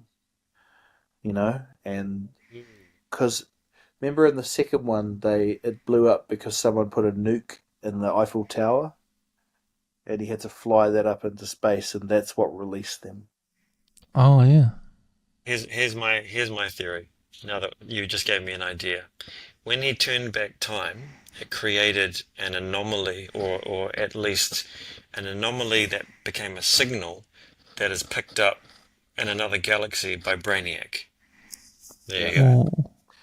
Yes, Brainiac's because the force taken to turn back time is an energy signal, which Brainiac looks for because he wants. So much power and energy was used to do that it becomes a blip on Brainiac's radar. Yeah. Nice. That would have been a good line to add in, eh? Why can't I turn back time when something bad happens? Well, we don't, if we interfere, if we play like gods, gods might see us or something like that, eh? Something that would be payoff, and it would be good to have a payoff. A negative, that Superman now has to solve this other problem that he created because he fell in love. So yeah, can deal with the consequences. All right. Look at that. We're done. We finished all the categories. Right on Man, time. we made it. Now it's a two-parter. Now this podcast is 2 parts. Trilogy. Gotta go for the trilogy. The Donner cut. Yep. Yeah. So, man. Yeah, just like you guys, man. Looking forward to the new Superman. Man, they did a Amazon special in the States where you can go watch it early if you're Amazon. Really? If you're subscribed to Amazon Prime. But you have to go watch it over there, or you mean on Amazon? If you're subscribed to Amazon Prime, Prime Video, then they give you free tickets to you have to show you're a member. You get a free early screening. Oh wow! I think it happened last week. In New Zealand. Is that us? Man, How much are those flights? You such it out. No. Oh, that's awesome. That Yeah, is man. a blast from the past, gentlemen. Thank you for taking me on that nostalgic journey through the. No worries. Through the Thanks, guys, for jumping on. Eh? It's been awesome. Oh yeah, it's been a lot of fun. Yeah, reminiscing about that film and the impact of that film on the world, on us, on popular culture. I'm really, like I said online and on my socials, I haven't been this excited for a film in a long time. This new Superman, probably since, because I'm a Lord of the Rings guy, probably since Fellowship of the Ring. I haven't really, and that's 20 years ago. But yeah, I'm super excited. I'm trying to stay away from spoilers online now and just go dark on social, so I don't get too much spoiled. My problem is when I get so excited about something, I want all like I start watching all the TV spots and getting all the Oh yeah, it's been little brutal bits watching and them. pieces. Yeah. But it's like, But- yeah. So I've got two questions, gentlemen. Do we do another one after we've all seen the film? And do we yeah. move on to Superman 2? Are we going to Yeah, do we this can- we can. as a 3-pack Yes. here? I Yeah, mean, we we can. can. Only if it's cool with Yes. you, but it would be it seems fitting that we've got to go through Superman 2, 3, and 4, and then Superman Returns, and then we could go to Superman, the new one. But it's up to you guys. I would really like to catch up to see what our thoughts are about the new Superman. Yes. Same. Maybe we do that one next, but Yeah, we definitely do that one next because Oh, for after sure. it's coming up. I'll Sash, I'll can you change can you these to have Superman. abs? These will be Superman curtains next time. Nice And some boys. abs, Appreciate you too. guys, man. Thanks for jumping on again, man. It's been awesome Oh, talking about Superman. yeah, nice to meet you, brother. Yeah. Nice to meet you too, Chef. It's been fun. No, Awesome. definitely have you guys on again.